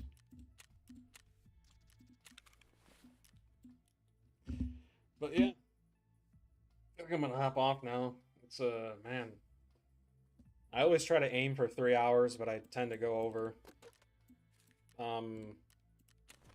Yeah, if you didn't see, I'll be streaming again this Saturday if you want to hop on by. But yeah, I don't know if you're really interested in these type of games, but this is one of those games where it's usually more fun to watch someone else play it just because the learning curve is very deep. But if you are interested in it, you can actually, if you go to Steam, come on, close. BB. Hey, how's it going, man? Did you just get here? I was about to end stream. Don't worry though. I'll be live again this Saturday. I might start streaming a little later Saturday, but if you're interested in this game, you can actually go on Steam, Satana, and you can add it to your wish list. It's going to be coming out, I believe, this December on Steam, but yeah, I do plan on recording and playing through the entire story mode because it's not even in the game yet, but it will be eventually.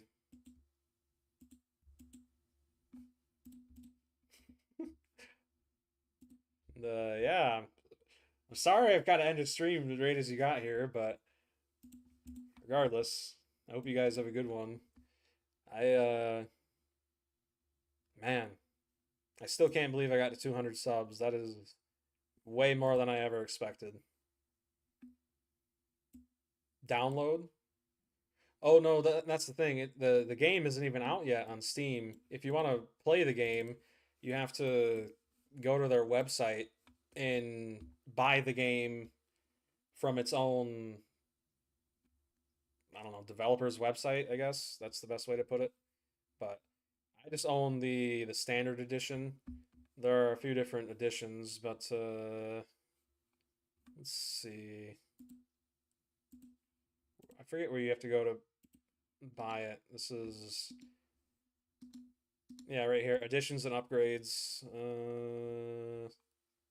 PvE upgrade, which I believe is, how much is that? Yeah, $30. It used to be 20, but I guess I just needed money. Let's see here. Oop, I accidentally just downloaded the launcher. Yeah, I don't need that. Yeah, right here, purchase. There are a few different versions of the game you can get. You got the standard, Left Behind, Prepare for Escape. These prices are all really cheap for me because I already own the game. So if you do that, the standard edition, it's on sale most of the time, but typically it costs 35 to 50 bucks. So if you do plan on getting the game, I suggest getting it on sale. But like I said, you know, if you're interested in this game, you're going to very easily spend 500 to 1,000 hours in it. So this is one of the few games where even if you do purchase it at max price, I would say it's still worth it.